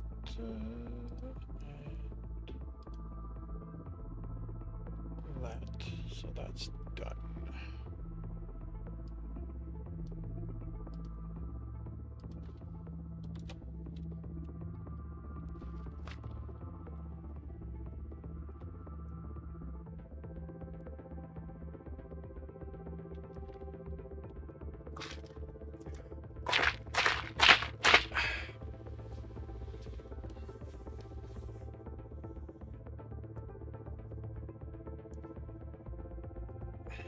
Doing fine. Going to have to sleep earlier if you want to enjoy sleep before your cat decides that she doesn't want you sleeping anymore. Ah. Living by a cat's schedule is the wise thing to do. Alrighty, I will start on another chapter by confirming the microphone is on, turning off desktop audio. I will confirm I'm on the correct screen. I have the correct image up. I am starting the recording, and I'll see you all on the other side. Welcome back to another Reading and Correcting with me, Kindar, the Tiger Writes, and Ty, the Tiger Supervisor. These are where I read a chapter from one of my stories and correct it as I go. If you want to listen to these live, it's every Tuesday morning, 8 a.m. Eastern Time on Twitch and YouTube. And if you are looking to support me, that is on my Patreon. Today, we are doing chapter 62 of Stepping Wild. The invitation Cinta handed him was on dark paper so thick Tibbs didn't think he could bend it without causing it to crack. It read, "The ladies Jennifer and Ilios Kimkalal cordially invite you to an evening in the honor of the lady Rabiria Olamir and her man, newly arrived to our city." The date and time said evening were under that. The golden letter had so much metal in them, Tibbs expected the ink was actual gold. "That's tonight," he told her, dismayed. which is why I ran to intercept you before you reached the university. She was dressed well enough. Those passing by had only glanced at the servant daring to address the noble. Tibbs had left the noble's home to change before any of the usual visitors showed up, and for her to be here so quickly meant this delivery had happened not long after that. Charlie and Uzuma, this wasn't the place for them to work out what this meant, even if he wanted to demand how it could have happened. They're waiting at a tavern not far from here. I don't see what the problem is, Charlie said once Tibbs and Cinta told them about the invitation. They'd taken one of the small back room, and Tibbs etched air to keep their words from spreading beyond the walls as soon as he'd entered. You get to prance in front of more nobles. Not more, she corrected, instead of. Still don't see the problem. I don't know that layout of that house, Tibbs said, then focused on Cinta. You said the Febrans were who was doing this. And it's how it was looking, she replied. After Lord Fibran let his plan slip, when the lady visited yesterday, she expressed how eager she was to host you. Wait, Charlie interrupted Tibbs's comment on that. Why do you need to know their house for a party? Ozimer glowered silently. Because I don't know where the safes are, and Fleet Finger's costume is at the Fibrans' house.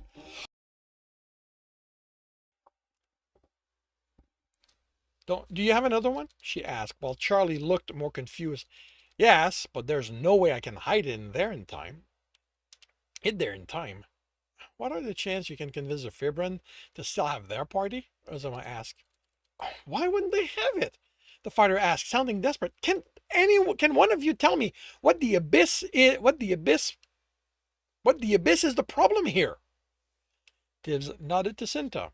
He knew enough about Noble to understand the problem, but nowhere near enough to explain it.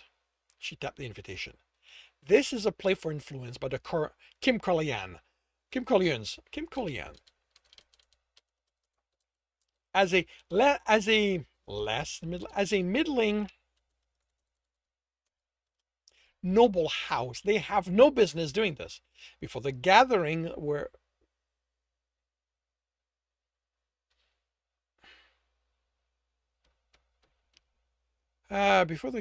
Lord Fibran let it slip, servants would have carried every other house.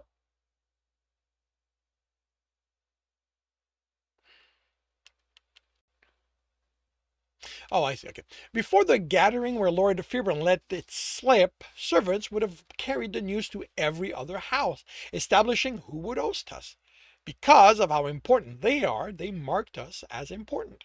By stealing us away from the Fibran, the Kim Corleone are trying to say they are more important. Then we don't go, Shirley said. They aren't the target. She took a new card from a pocket. The paper was cream, the letters the dark of good quality ink. The two looked very similar to the paper and ink the announcement of their arrival had been on. They've made it impossible to refuse. The Lady Olomere and her man are touched by the honor accorded to them by the ladies and are eager to officially meet the people of this fine city. That was with the invitation. Charlie turned the paper over, still confused. Why did you accept it? I didn't. He frowned and passed the card to Uzuma, who looked displeased. Isn't that the paper we got? She sighed. They probably had one of their guards take a few pages from the office along with a pot of ink. It's not typical. It's typical noble politicking. I should have realized one of them would pull something like this. Now, no matter what we do, we can't come out of this clean. We're going to rob them, Charlie said. So do we care? No, Tibbs said. We, the thieves, don't. But we, the nobles, along with every other one in the city, will. And that changes everything. With including my agreement to the invitation, they are making it look like we discussed this ahead of time. That means that I never said anything to the Lord or Lady Fibran when they made it clear they wanted to host us, which means we plan on humiliating them this way. No matter what I tell them, we will not be welcome there anymore. But you didn't write that. But you didn't write it, Charlie said. Right? It doesn't matter. As far as this city cares, I've either betrayed one of the highest noble families, or I was stupid enough to let myself maneuvered into looking like I had. The fighter threw his hand in the air. I don't get it. Tib chuckles. Don't bother trying. Looking at it on the positive side, Uzumo said, the hopeful tone forced, the Kimcolian family isn't as strict with their guards. Distracting whoever is guarding the room with the safe in will be easier. Jennifer has expressed an interest in me, Sinta added, so I should be able to give her an idea. The idea a tour is a good. Should be able to have her think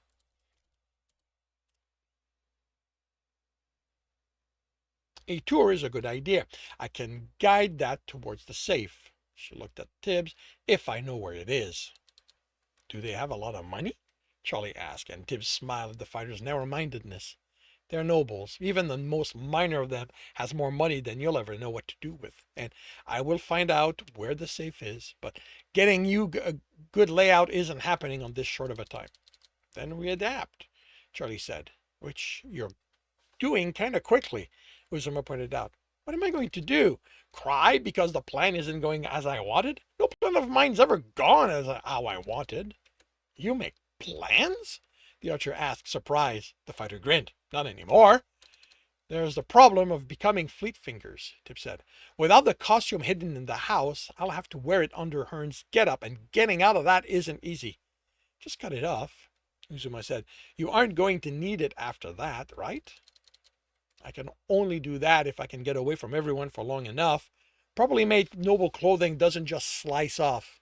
All they need was long enough to use an etching, but they didn't know that, and even that wouldn't be as fast as he'd liked. And he added as he realized something else. I'm going to have to wear city folks on the clothing under that.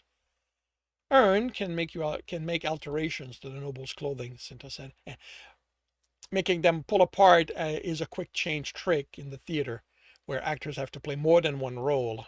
I'll send word, and he'll already be working on that by the time you return from looking over the Kimcolial's house.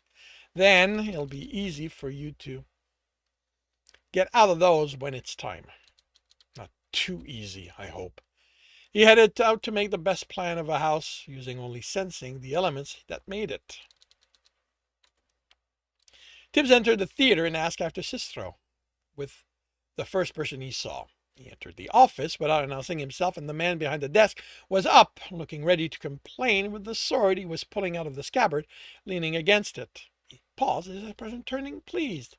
Sorry, Tibbs said. I'm in a hurry. I need your help. Of course. With the assistance you have provided us, Thibault, I'm happy to help. He motioned to the chair, but Tibbs only rested his hands on its back. How can I do that? As succinctly as he could, Tibbs explained what he'd need from the theater, and the man's expression turned grim. There are 2 safes, he said, laying the rough sketches he'd done. The largest one is on the ground floor in the kitchen. He tapped the wall, in the back wall of the pantry. It's going to have to be one of you, the one you go for, because it's the largest. So it'll have the most of their money.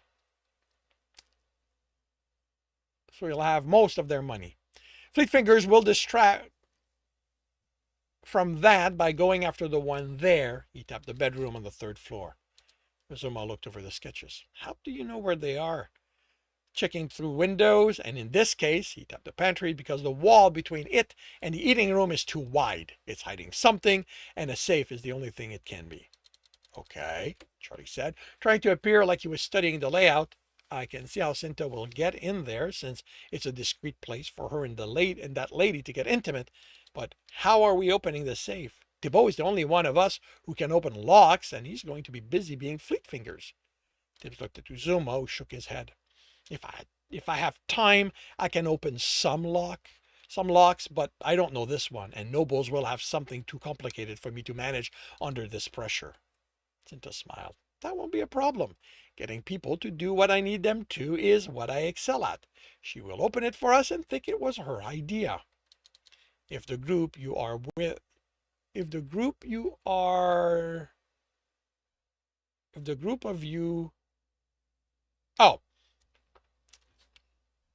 If the group of you are done with your machinations, Ern said impatiently from the other side of the room, I need to bow so I can make sure no one notices what he's wearing underneath.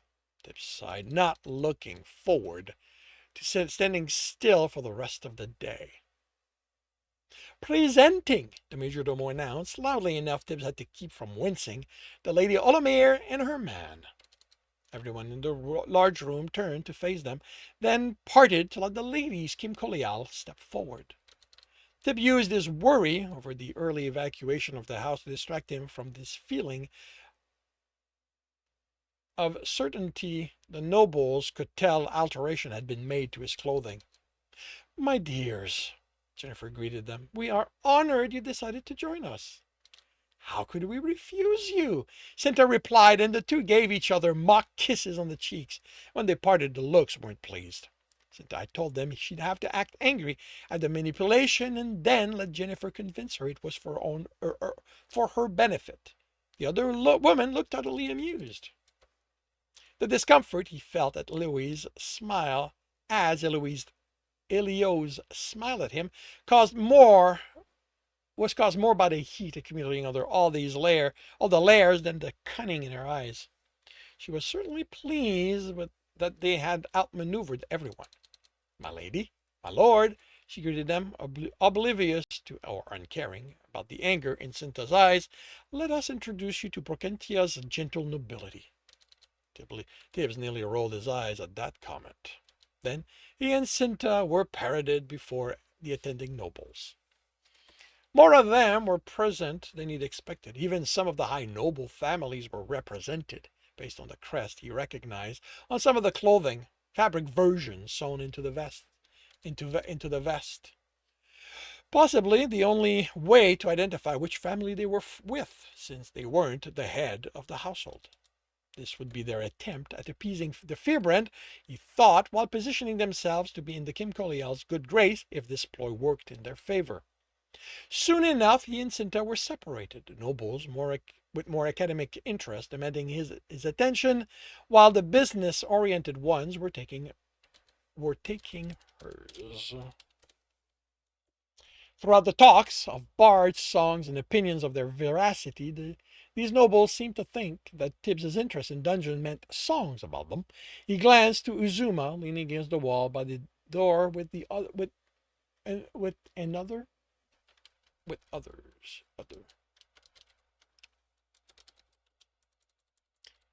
of the nobles' guards. The Kim Kolial's last strict attitude with the attitude stretched to letting them watch from the walls. He would give Tibbs the signal to excuse himself when Cinta and Jennifer had left. The large number meant the room was packed tight and made it difficult to keep from being jostled by the others, along with juggling, giving the impression he cared about what the nobles thought and keeping an eye on Cinta and Uzuma. It almost felt like they were crowding him on purpose. And then, after yet another bumping into him, came the sound of seams ripping, and Tibbs sensed the fabric falling off his shoulders. And that concludes chapter 62 of Stepping Wild. If you are enjoying this, please leave a like. If you want to know when the next chapter will be up, subscribe and hit the bell. If you want to read this story, it is available for free on Royal Road. And if you want to read ahead of that and support me in the process, that is on Ream Story, where we're well beyond the 12 chapters ahead. And if you want to listen to these live, it's every Tuesday morning, 8 a.m. Eastern Time on Twitch and YouTube. Links are in the notes. And with that, I shall wish you a good day. Enjoy the lurk, but it plays.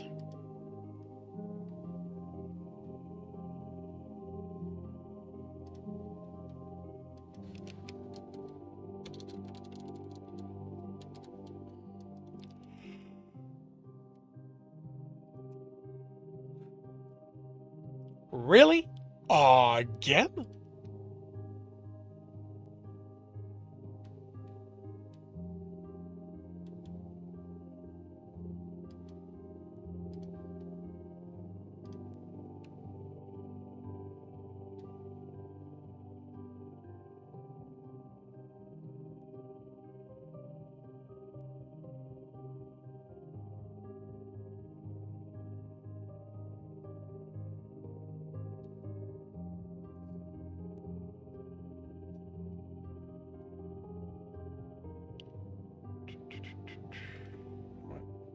tired of you having to redo that every time, so let's lock it in.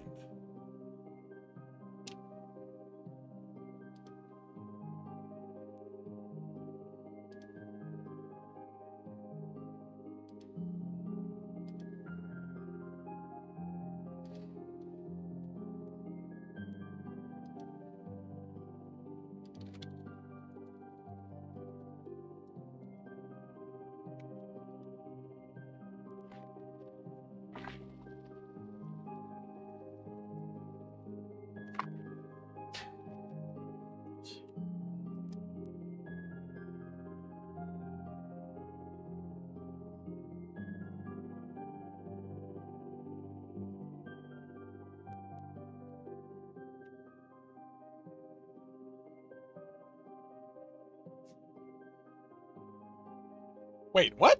Again?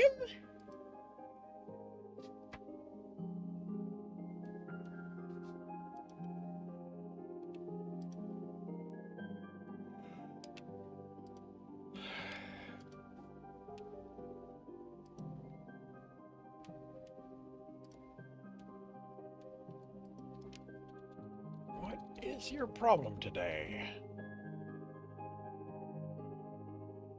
I guess you didn't want my attention taken away, so I had to watch you do this.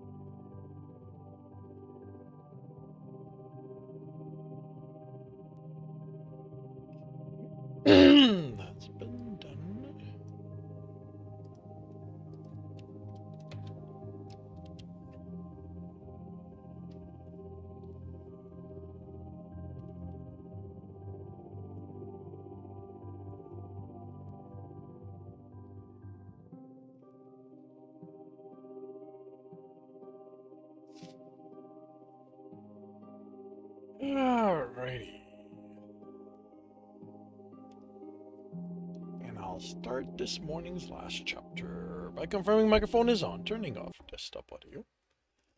I will confirm I'm on the correct, actually, let's move that here. I'm on the correct screen. I have the correct image up. I am starting the recording, and I'll see you all on the other side. Welcome back to another Reading and Correcting with me, Kindar, the Tiger Writes, and Ty, the Tiger Supervisor. These are where I read a chapter from one of my stories and correct it as I go. If you want to listen to these live, it's every Tuesday morning, 8 a.m. Eastern Time on Twitch and YouTube. And if you are looking to support me, that is on my Patreon. Today we are doing chapter 63 of Stepping Wild. Silence spread through the room as green leathers were exposed. It was sudden enough it turned to whispering before Tibbs reacted.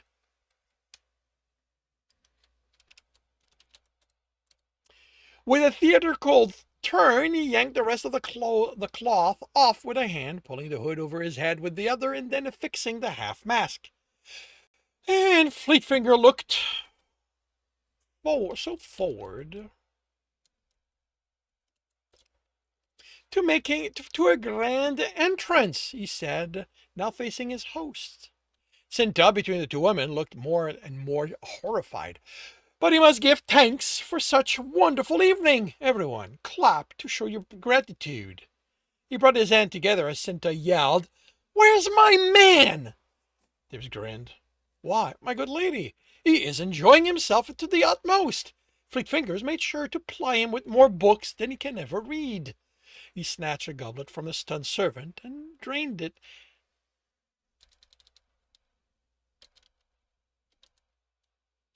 The now corruption-free liquid. "But you now must excuse Fleetfingers. There is a safe calling to him. Surely you too can hear its plaintive cries." "Stop him!"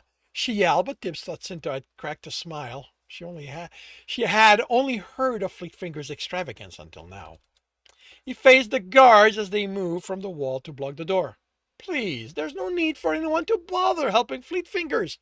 He can easily find his ways. You should all enjoy." He ducked under the noble's swing and turned to face her.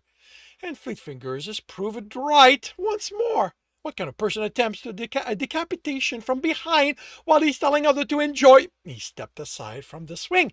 Or mayhaps you object to other people enjoying, yes, or attempt at screwing him, cut the cloak.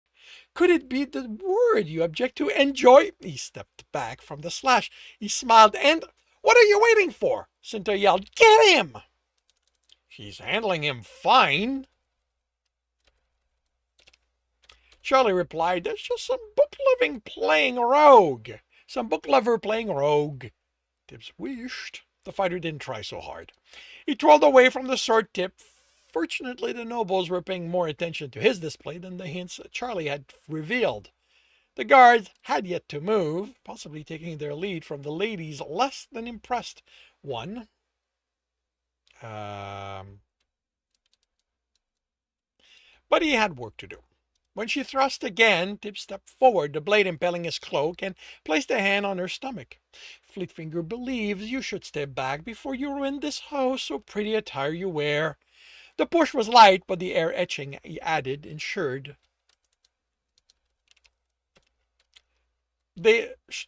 she backpedaled into the crowd of watchers. He faced the guards who were shoving Charlie forward. It seemed that laying a hand on Noble had been going too far. The fighter eagerly drew his sword, a smile of anticipation on his face. But Tibbs disappointed him and the others by putting a hand on Charlie's shoulder as he swung and propelled himself over all of them, landing before the door, where he turned to give his customary bow, but the guards were already turned and running for him. He ran to the stairs. "Don't chase him, you idiot!" Cinta yelled. "Your job is to keep me safe, since you weren't competent enough to keep him from escaping." Tibbs dodged surprised servant. If she'd had to remind Charlie of his part in this, the fighter had to be too into the chaos, had been too into the fighter had been too into the coming chaos. Too much? Too much into the coming chaos. Maybe he thought he'd need to be here to covertly help Tibbs. Or, this being Charlie, he had hope for a good fight to be part of. He reached the office without interference and had weakened the wood around the lock by the time he kicked the door in.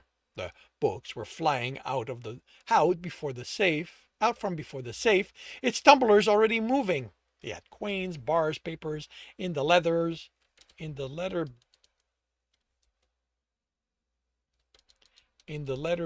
bag.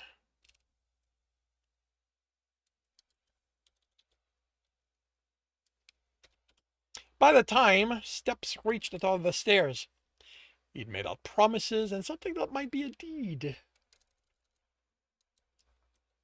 He tied the bag's rope to his belt and melded the wood essence together, then turned to face the door. The guards crowded the doorway. Fleet Fingers fears you are too late. He didn't leave you any. He smiled. But your masters will understand that Lord Furbrun is most displeased with them. He made a shooing motion, but they kept blocking the exit. No? You will really force Fleet Fingers to make a mess of this pretty office? The two guards fully in the doorway rushed him, sword drawn. He dodged, and 7 followed, and the room became crowded enough he had to resort to essence to keep the blades from cutting him or hurting each other too badly. He didn't want any of them to die during this. The door was free, so these were the only ones who'd been too far.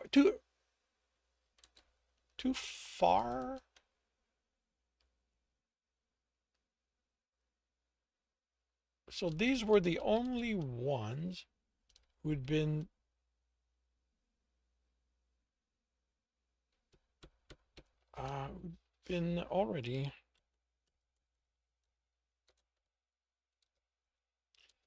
already too far to respond or ignored the noble's calls to guard them, as Cinta's yell would have reminded them.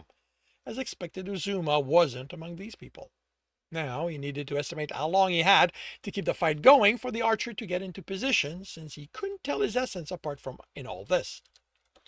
The desk broke under the weight of the guard he threw into it. Books were cut, shelves destroyed, and the guards were panting hard. He had to hope this had been long enough, because any more and the guards would question how it was he was so good. With people not used to magic, going from skilled and lucky to something unnatural about what he can do happened too quickly. He kicked the guard away, turning for the window, but he sensed something wrong. The pantry wall had been moved. The group matched what he'd expect the ladies to bring with them, but the safe wasn't being opened. A guard tackled him while he focused on the locking pins, plural. Pulling out enough essence, they'd break under a strong pull. He shoved the guard off and stood. Now he had to hope that regardless of what Cinta could or couldn't make happen, Charlie's little patience would cause him to just force it open. He shifted his sense as the guards moved to block the door again. One person stood on the roof opposite this room. As always, Fleet Fingers enjoyed the entertainment you so skillfully provided. He backed to the window, using essence to undo the latch, so it opened as he sat on the edge. But now it is time for Fleet Fingers to leave. He has shops to visit and other people's money to spend. He grabbed the top of the window and pulled himself into it. He smiled while readying himself. The arrow hit his shoulder, unbalancing him forward, and he let his feet slip back. The impact of the sill took more of his breath out than the second arrow, this one in his back. He let himself fall out as the guard reached for his hand. Uzuma got 2 more arrows into him, one missing and planting into the wall. He crashed into the bush-looking pile of hay, the green fabric of them over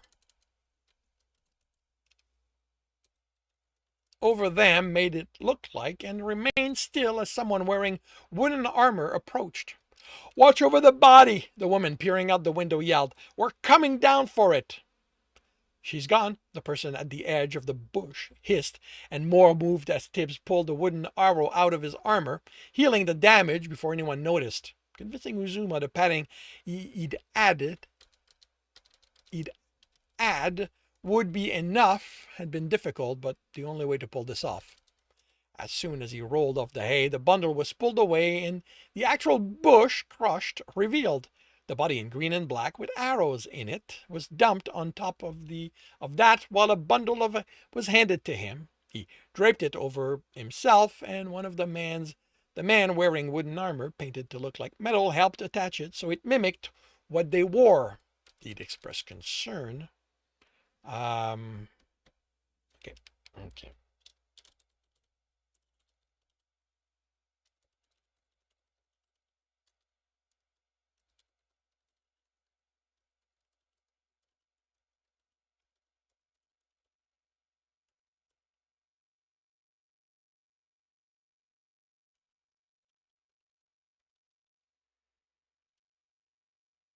This had been suggested instead of wearing yet more clothing under his armor. He'd expressed concern about using fabric painted to look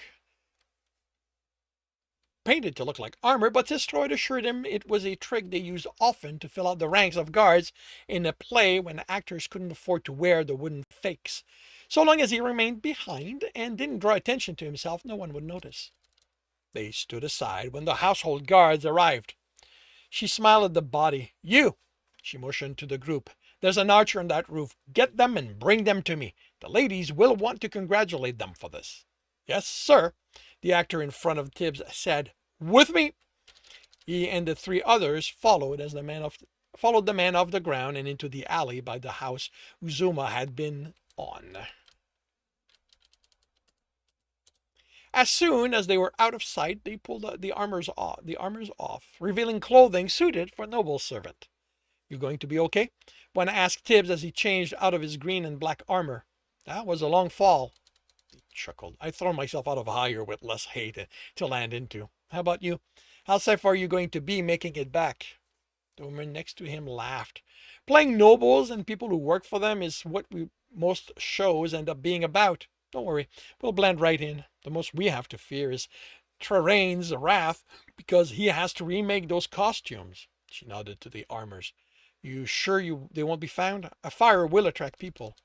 Making things vanish without a trace is one of the skills I've picked up over the years of theft." "Then we're off." He waited until they were well away before causing the wood essence in the armor and the clothing to dissipate.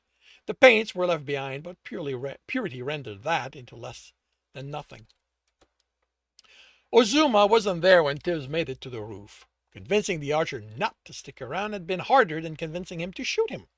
On the other side, servants were attempting to bring the crushed bush into something resembling life. It wasn't dead, he sensed that, but it would be a long time before it regrew into something matching the others. A ladder was placed against the wall, and one of them climbed it to pull the arrow out. He ran off. He hadn't needed to see this, but he'd been curious. Now he needed to pay the Fierbrand a visit. The deed had given him an idea to add to the chaos. Even if the guards didn't report Fleetfinger's words to their masters, he could make sure they learned. How amusing would it be for the Fierbrand to be in possession of a deed they couldn't explain when the ladies came calling, demanding an explanation? Getting in was simple, as he'd already laid out the groundwork. He made it to the office without being noticed and placed the deed in the safe among other important-looking papers. The other change he made was to move Fleetfinger's costume out from where it was hidden to the dresser of an unoccupied room, another thing they might have trouble explaining. That done, he left to rejoin his team. Tibbs approached the rooming house cautiously. He could sense the people in the room, one word, in the rooms, plural.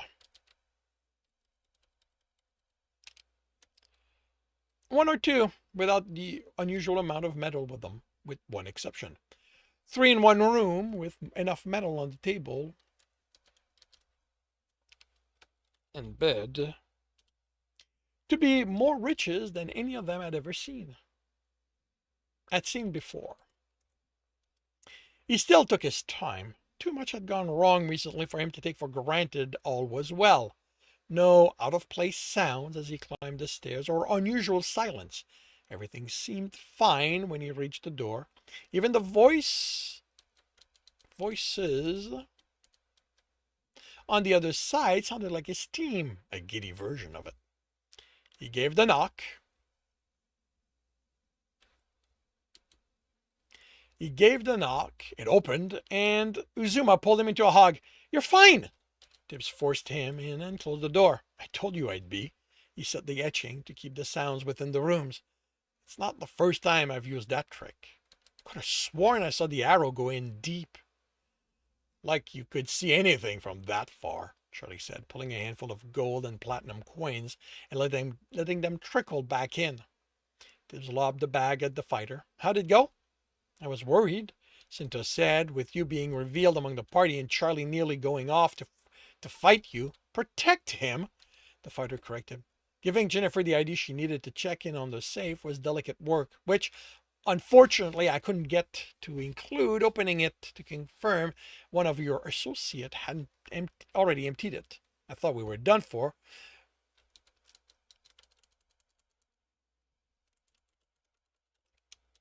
But this log just grabs the handle and pulls. Charlie grinned. "And it worked!" He bent his arm so the bicep bulged. "I'm stronger than I look." "More like it was poorly made," Sinto said, then grinned. "The pins snapped, and we had access to all of it. He subdued everyone there, and we took everything." She motioned to the bags on the bed. "They were so busy dealing with Fleet Finger's body, no one noticed us leaving." I'd be pissed. At you keeping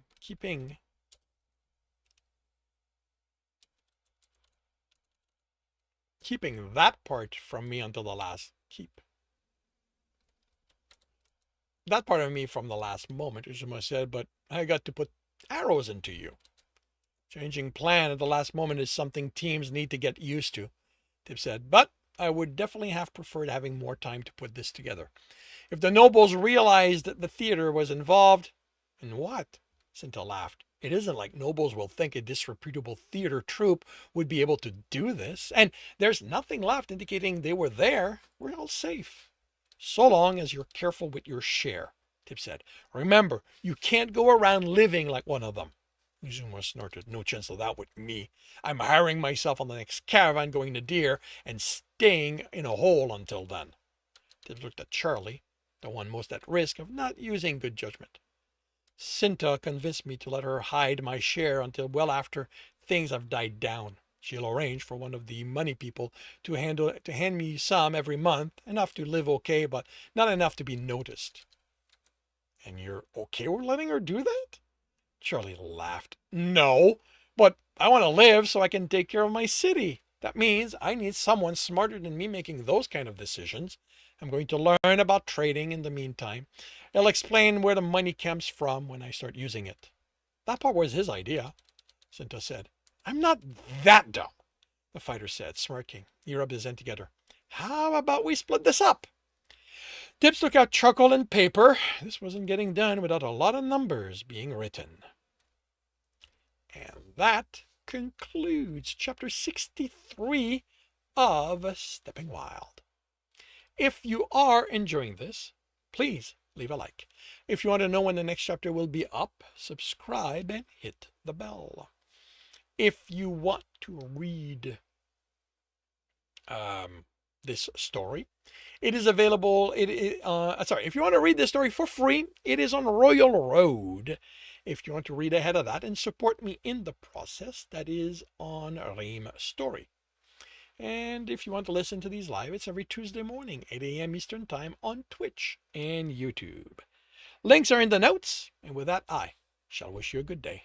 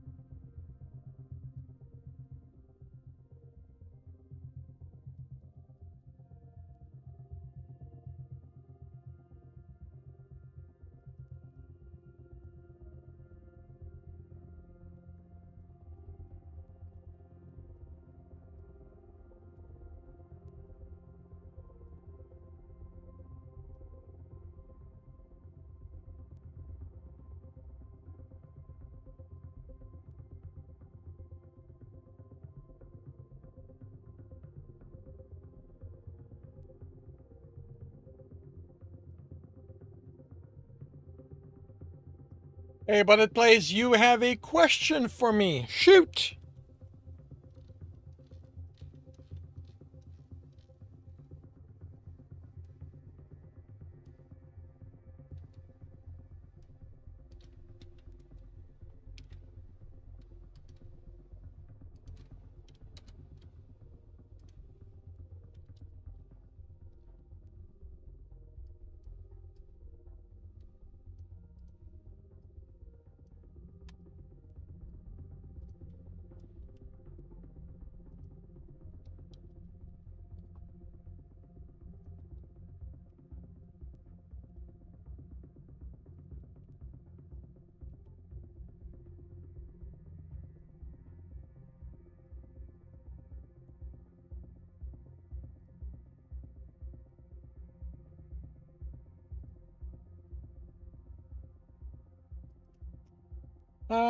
In my experience, do readers seem to prefer more detail in the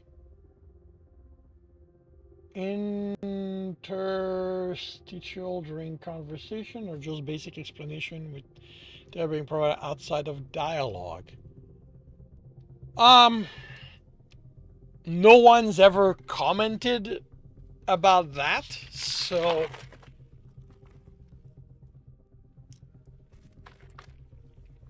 I don't. So I don't have any um, concrete experience, but my sense of it is that you want to provide just enough for the reader to understand what's going on. um, and the reason is that every word you add is interpreted in the reader's mind as passage of time. So the more you put between phrases, the more it feels like the person is saying a phrase, pausing, saying another phrase, pausing, saying another phrase. So you want to keep that fairly tight so that the what is being said feels like an actual conversation. Like we rarely, go, well, there is this, and I didn't really like. No, you don't want to explain the setting in great detail. Settings are better described as well. Well, yeah, yes. In the dialogue, everything that is not pure dialogue should pertain to the characters themselves. Any element beyond that will be interpreted as important by the reader, because why else would you mention it? Why else would you mention that the walls are red in the room while they're talking about the weather, unless it's important? But yeah, like you should set the scene before the conversation starts. Just like in movies, you'll have an establishing shot, then you'll zoom into what is taking place. In writing, depending on how you approach it, it can get a little more complicated, because if you're going for third person narrow or first person, setting the scene is a little more difficult, because everything needs to be filtered through your point of view character. If you're going third person wide / omniscient, then the narrator can add whatever feels is needed before things happen. The narrator can add explanations.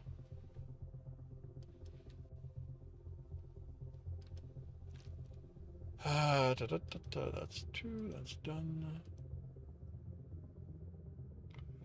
Do I tend to change point of view during a story? It depends on what I'm going for. As a rule, I I try to stick to a single point of view. This story is a very good example. Tibbs is the only point of view we ever get throughout the story. The sort of rule that I came up for me is that if I am going to give another character in the story a point of view, that character needs to have an arc throughout the story. It can't just be, well, you know what? I wish I could explain how the house was built. So I'm going to give the architect a point of view for one chapter so he can explain that and we'll never see him again. Now, if I will give my characters a point of view, then that character within the story needs to have his own arc. Now, if you go back far enough in my writing, you'll see that I didn't always do that. Tristan, book 1 of Tristan does not actually do that. I threw in point of view just because I needed to add information, but it's my first novel. It's my first published novel, so I was still learning. You've been toying with the idea of each chapter being a character's point of view with the rare omniscient chapter for the universe building. All I can say, and it is not a judgment, is I would not do that. Do it, write it, give it a try, see what happens. What you need to be careful of. Okay, when you say each chapter is a character's point of view, do you mean different characters or always the same character, but occasionally you get an omniscient chapter? That's done. You here are. Okay, I need to add that.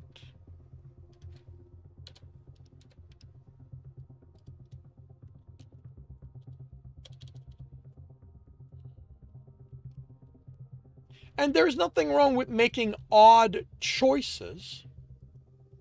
Just have to understand that,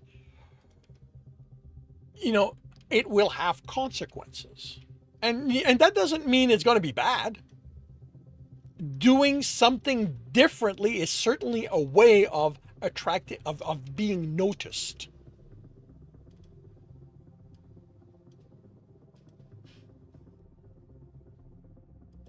Okay, that is done.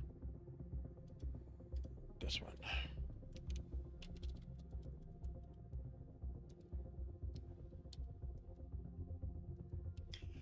Different characters. You get your own point of view. Okay.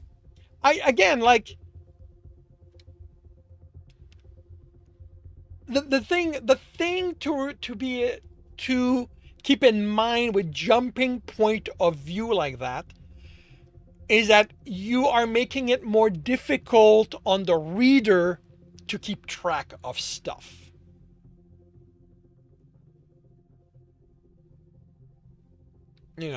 Again, this is not judgment. This is not, you don't do it. But just keep in mind that every time you change point of view, the reader has to adapt to that. Like, the reader has to go, okay, what's going on here? And if going that way, my advice would be establish a pattern and stick to it.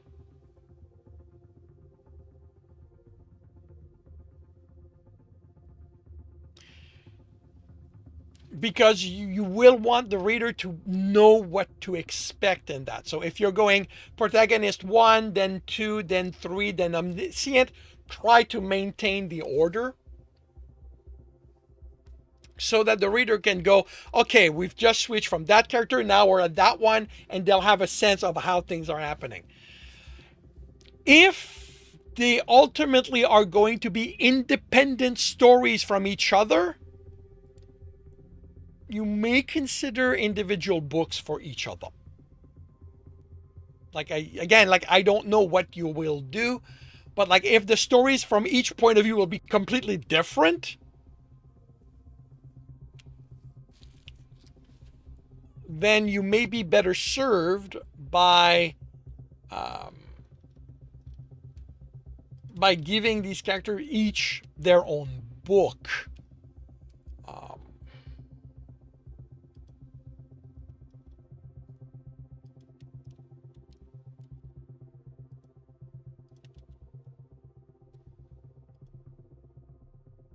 $7.60. Go.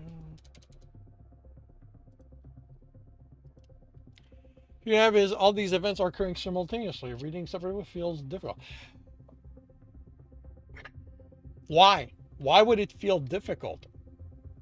The only thing you have to make sure is that if the characters are going to interact, the interaction is the same in each book, except for, you know, the point of view being different. But you know, but the thing you say is going to be difficult, but will it be more difficult than trying to keep track of 3 or 4 different stories in the same book? Explain to reader to remember the events between books. Well, the thing is, if you're writing that as individual books, your job is to make sure that all the information is in each book as it matters to the character. Like, if a character has no knowledge of an event, why would it be in that book? Well, there's that. Yeah, but the thing is, won't they read the same? Won't that it be the same thing? Won't it be the same thing if you're just jumping chapters? Again, like it will depend entirely on the execution. And my advice is the same one as I'll give pretty much everyone. Write it. Pick one, write it, see what happens. You may find that it works perfectly fine.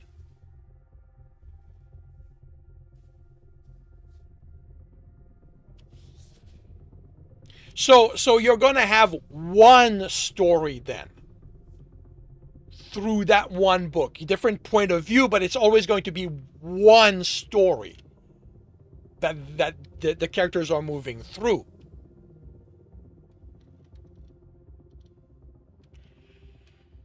That is done, I think. That is done. That is done. All right, let's go here. That's 2. Yep.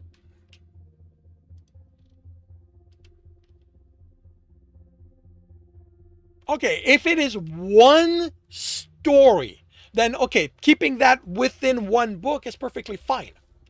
The sense I was getting of the talking is that we'd be dealing with a bunch of different stories that simply touched here and there throughout the book.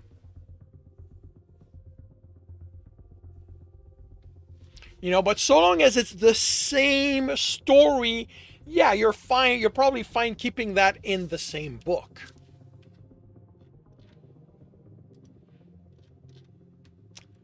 All right, that is done.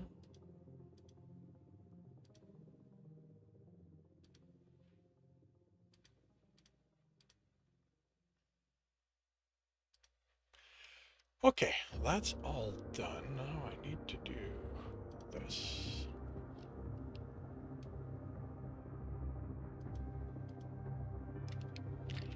The universe building is probably going to be its own book. You have planned for conversation.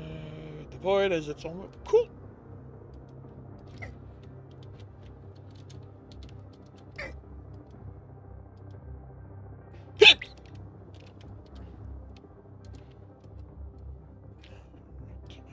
That's there.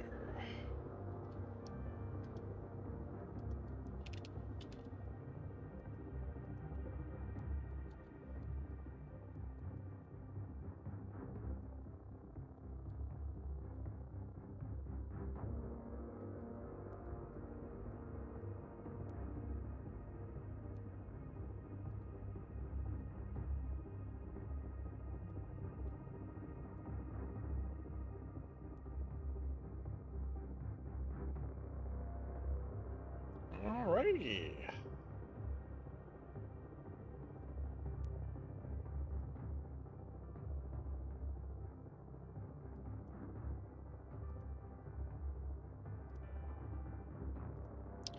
I'll be middle books with the plot fork separate entity. Wondering maybe those should be mini book set.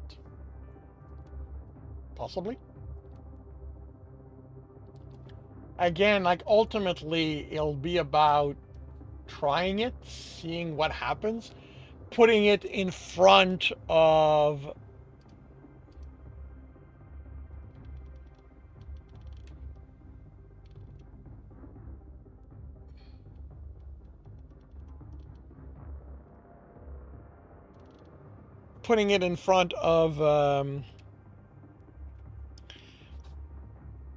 readers and seeing what they think about it. Because that's the thing, like ultimately, if it's something you plan on putting in the wild, even if you're writing it for yourself, once you've written it, no, depends. Are you writing this purely for yourself or for the specific purpose of selling it? Because if you're writing it purely for yourself, then write it however you want. Write it in such a way that you will enjoy reading it.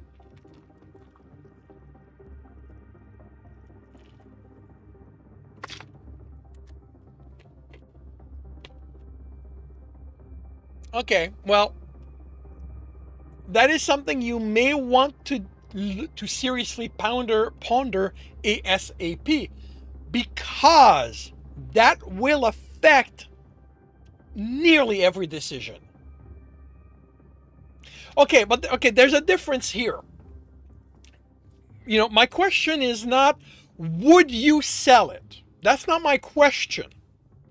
My question is, does the purpose of the book being written is to sell it, or are you writing it for your own enjoyment first?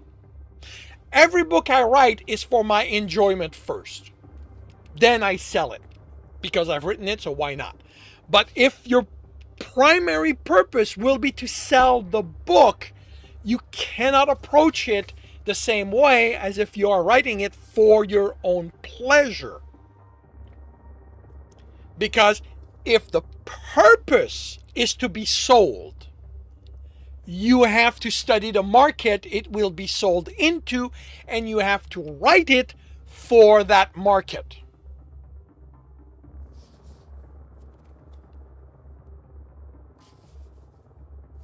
So if you have to prioritize it. You have to make the decision which one comes first. Because otherwise you're not going to get a workable story, because you're going to try to please multiple masters, and that doesn't happen. You want to see the story unfold. I'm reading that as you want to write it for yourself first and then put it in front of other people. Okay. Then my suggestion is, write it however you feel it should be written. Don't worry about what is right. Write it so you have fun doing it, so that you enjoy reading it. So long as you meet those two criteria, you'll be fine. And when that is done, when you're done with that book, when you put it out there, it will find people that will enjoy that. I can promise you that. Every book that's ever been put out there has found people to read it. People who like what was written.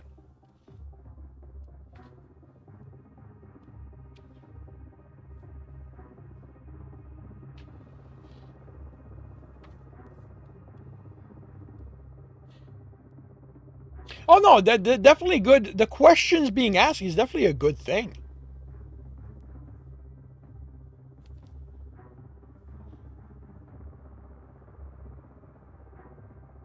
And that's why I'm asking that's why I was asking, what is the purpose of the book?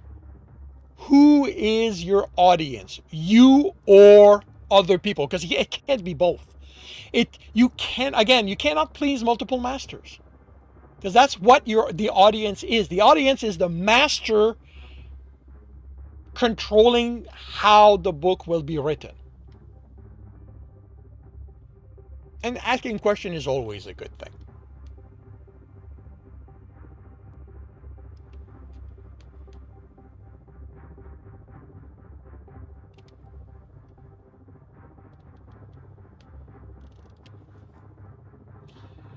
I would say you can't have two Dom in the same room. Probably not. I get we are we are in a situation that I have no experience with, but yeah, I would say that you need to have one Dom, and everybody has to be subservient to that Dom.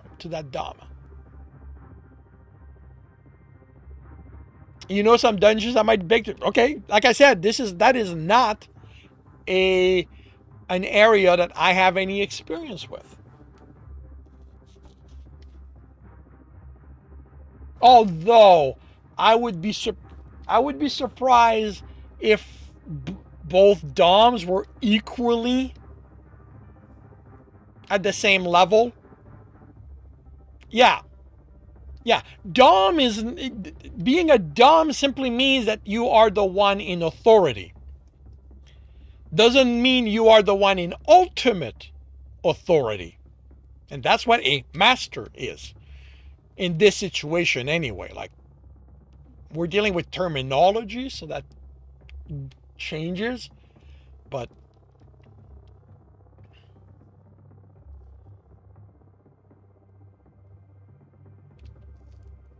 you can always only have one actual boss. Everybody below that is not actually the boss. Might still be your superior, might still be people you need to answer to, but they are not the boss. And the boss is who ultimately you need to please. And that's why knowing who the boss is when writing a book is vital. It's not just a good idea, it is vital. If you don't know who the boss is when you write a story, your story is going to be messy. That or the act of writing it's going to be much more difficult than it needs to be.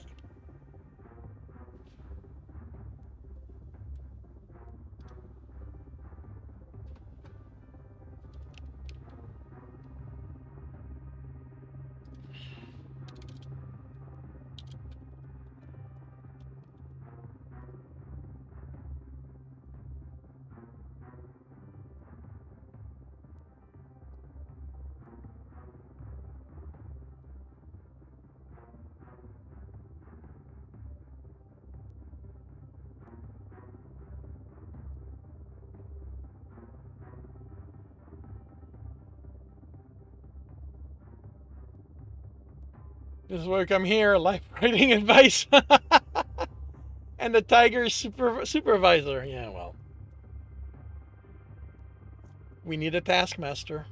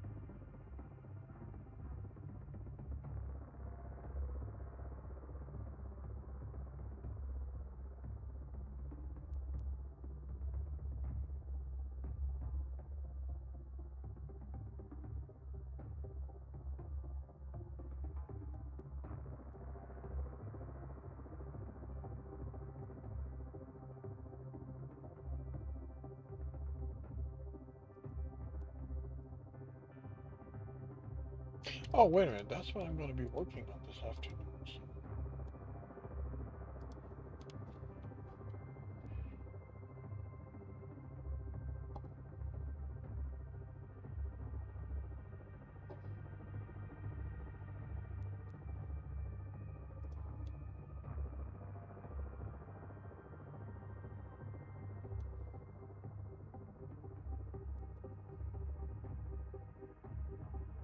Huh.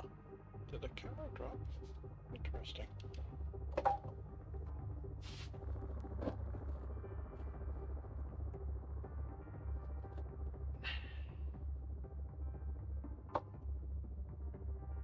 Either that or with this, my keyboard can be a little closer.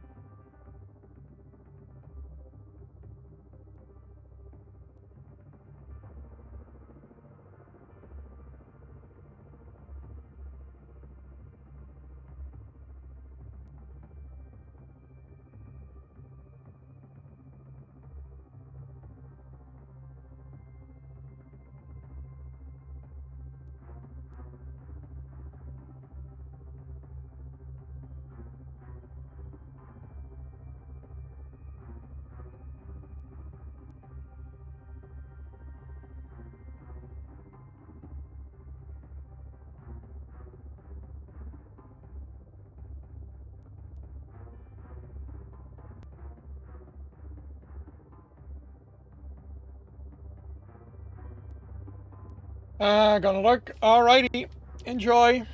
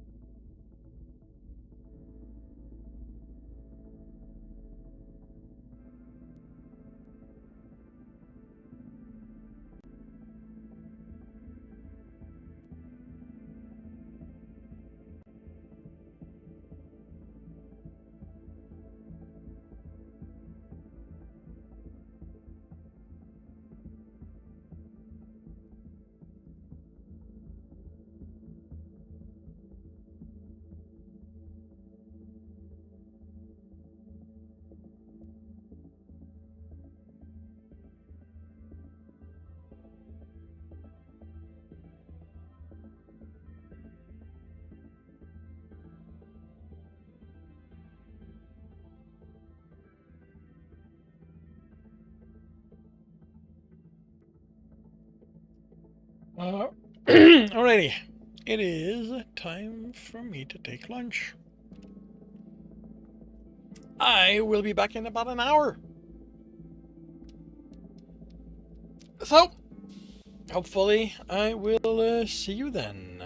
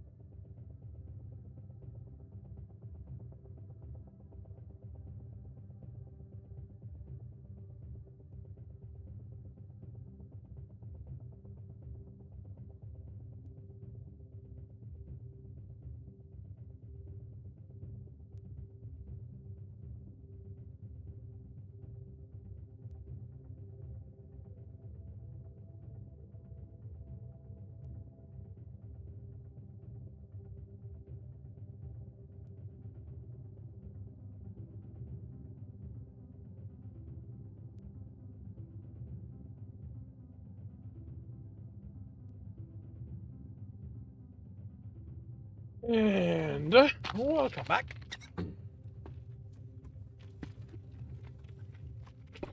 Interesting.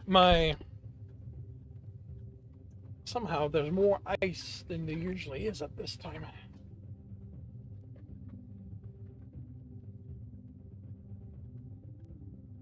Not sure what happened.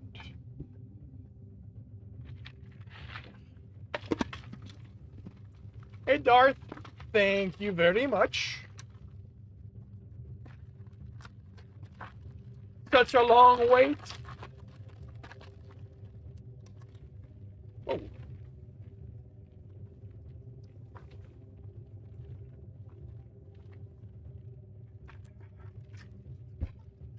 Well,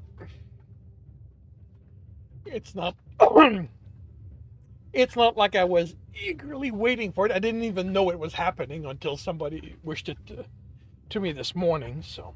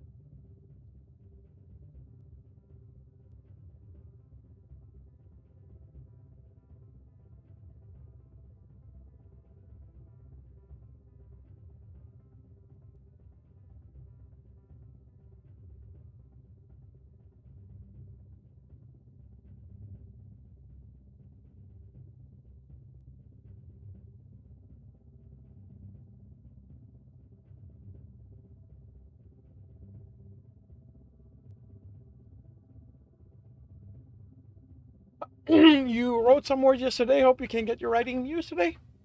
Congratulations, and I certainly hope they show up.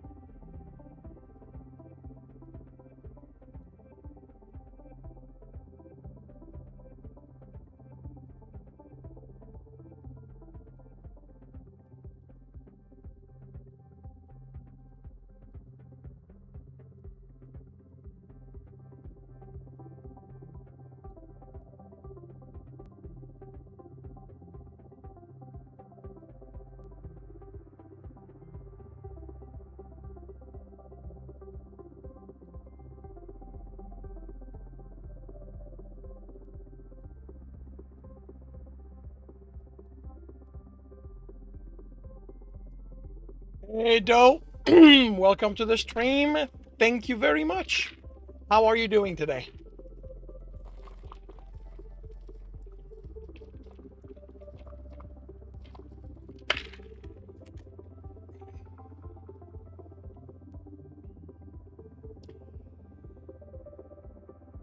You're doing well? Cool. Me, I am doing well. Thank you very much.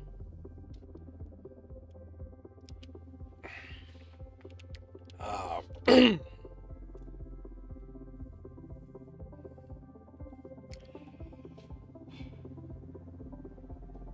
having a decent day.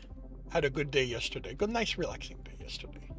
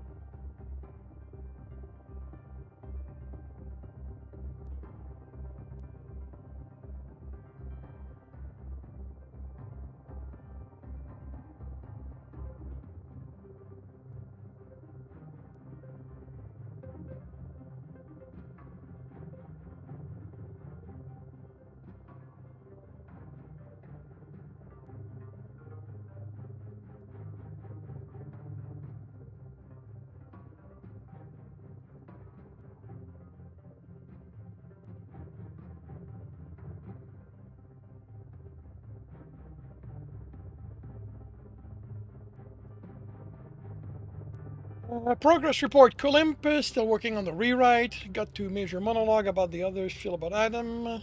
Didn't see coming. Bit of foreshadowing. Very cool.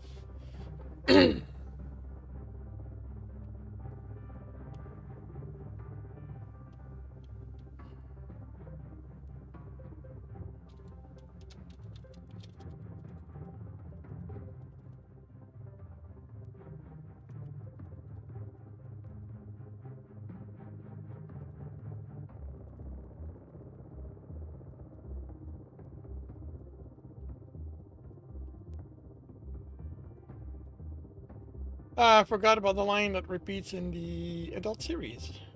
You could ask us to fly away from this camp, and most of us would go with you. They are 16 at that point.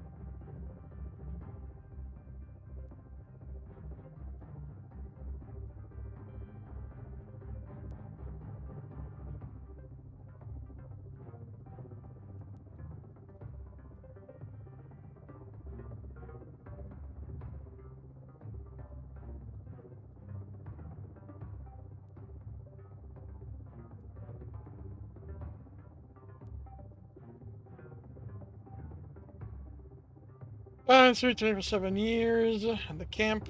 1 year is physical training, 2 is combat, 2 is hunting, gathering, jumping training, flying. You're left alone, figure out the jump. And he has a following based off work ethic. Cool.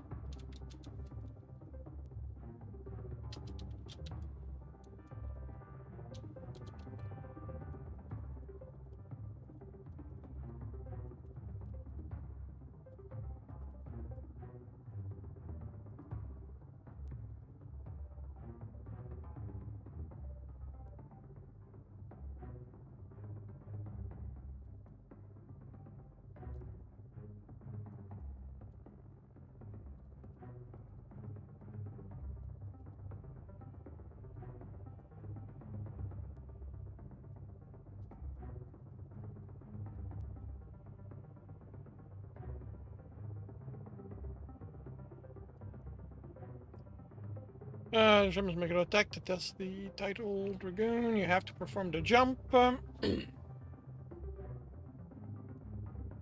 100 feet or higher. Good thing it's magical, because that's kind of deadly. Jumping their pesky little things like terminal velocity. Oh, that's good.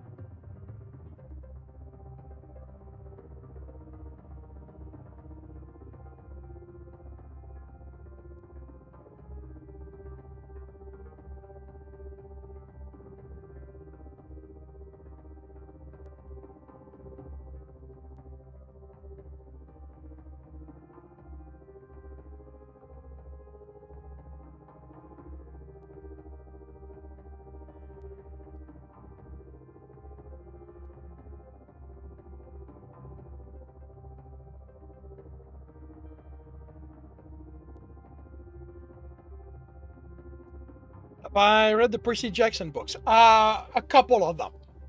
The first three, I think. Um, I was too old by the time I picked them up to really enjoy them.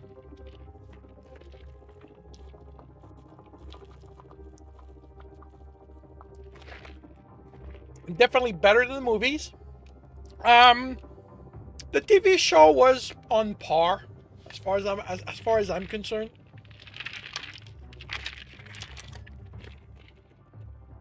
You were in your 30s. I was probably around that point.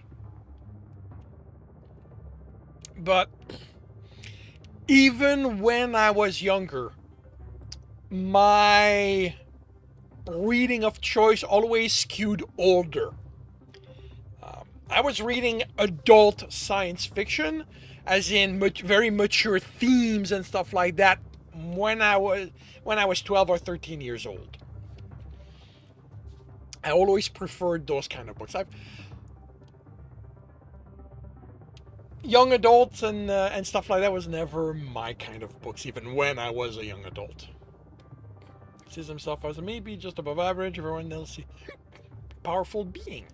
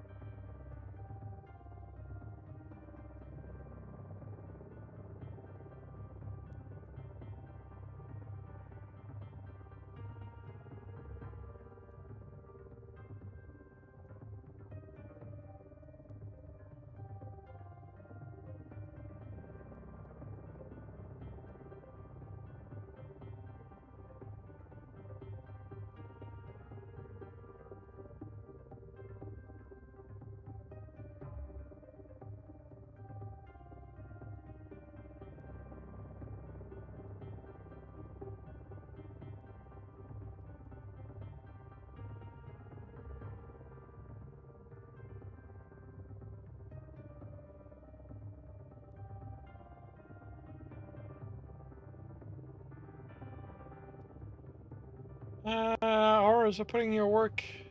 You are experiencing the horror of putting your work out there. Interesting. That's never been horror for me. For me, it's always just been meh. It's written, so why not do that? Um, but then again, I've never actually cared what people think of my writing. So that's gone along. I have an ability to not give a damn. Like my give a damn has been burnt out a very long time ago. It's made my life a lot easier across the board. Um,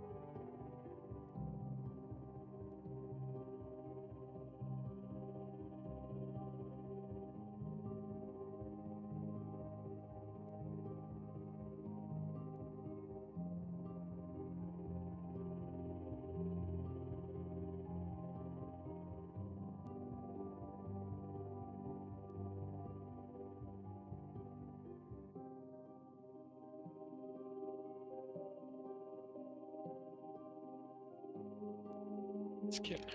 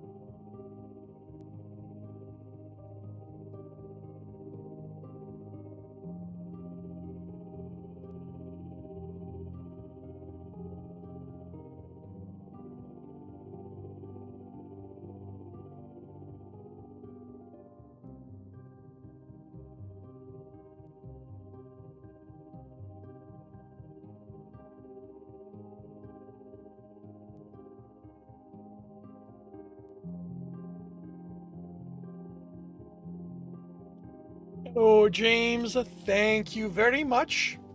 Consider yourself hugged back.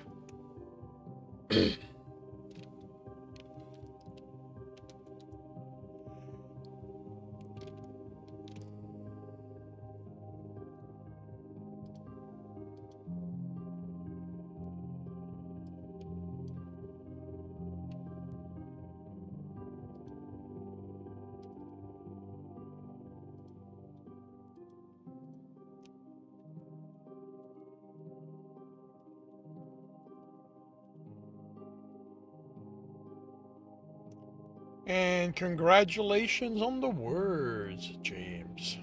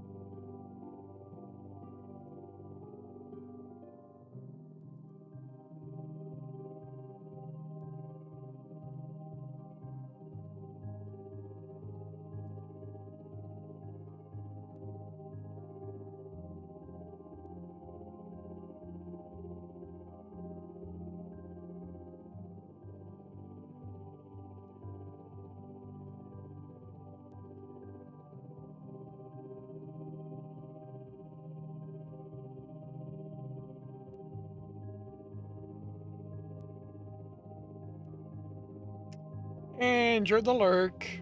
I'm actually going to be heading out fairly soon. The writing is done, and I've got nothing. So I'll see you in the lobby, I guess.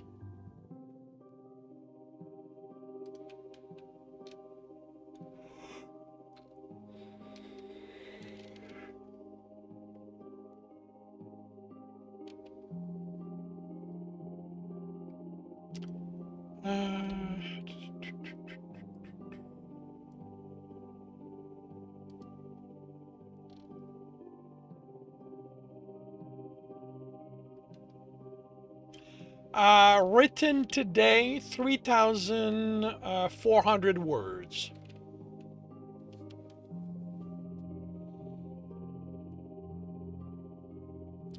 This morning was read and corrects. I count that as a flat 2,500 word in my spreadsheet.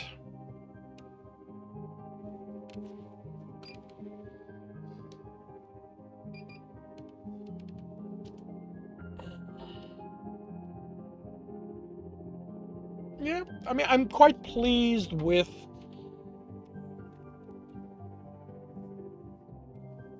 the rewrite of this chapter.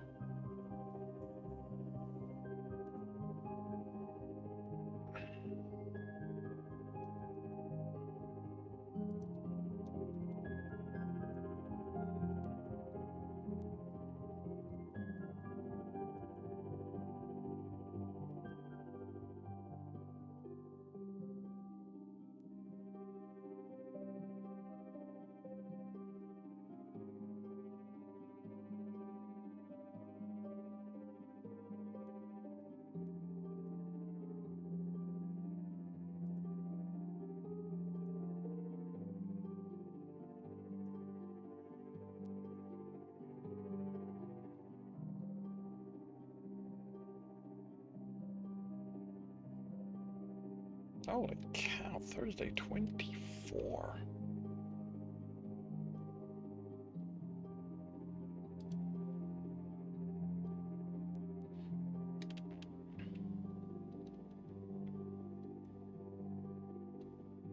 It's gonna be cool when I get to go to the hospital, but should not be too bad.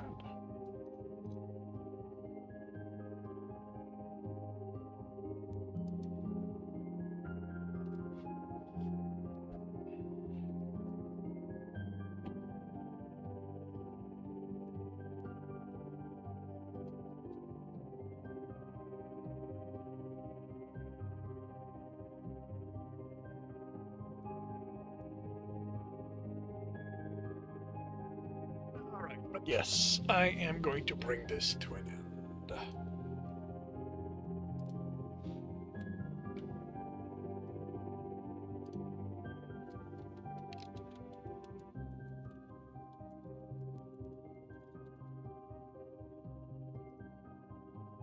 With a rating game of Tome. So thank you very much, everyone, for dropping by and keeping me company. I will be back tomorrow morning, 8 a.m. Eastern Time. I will be working on Stepping Wild, and in the afternoon on The Captain's Heart. I hope to see you then. If I do not, I hope you have a good week, a good weekend when it arrives, and I will see you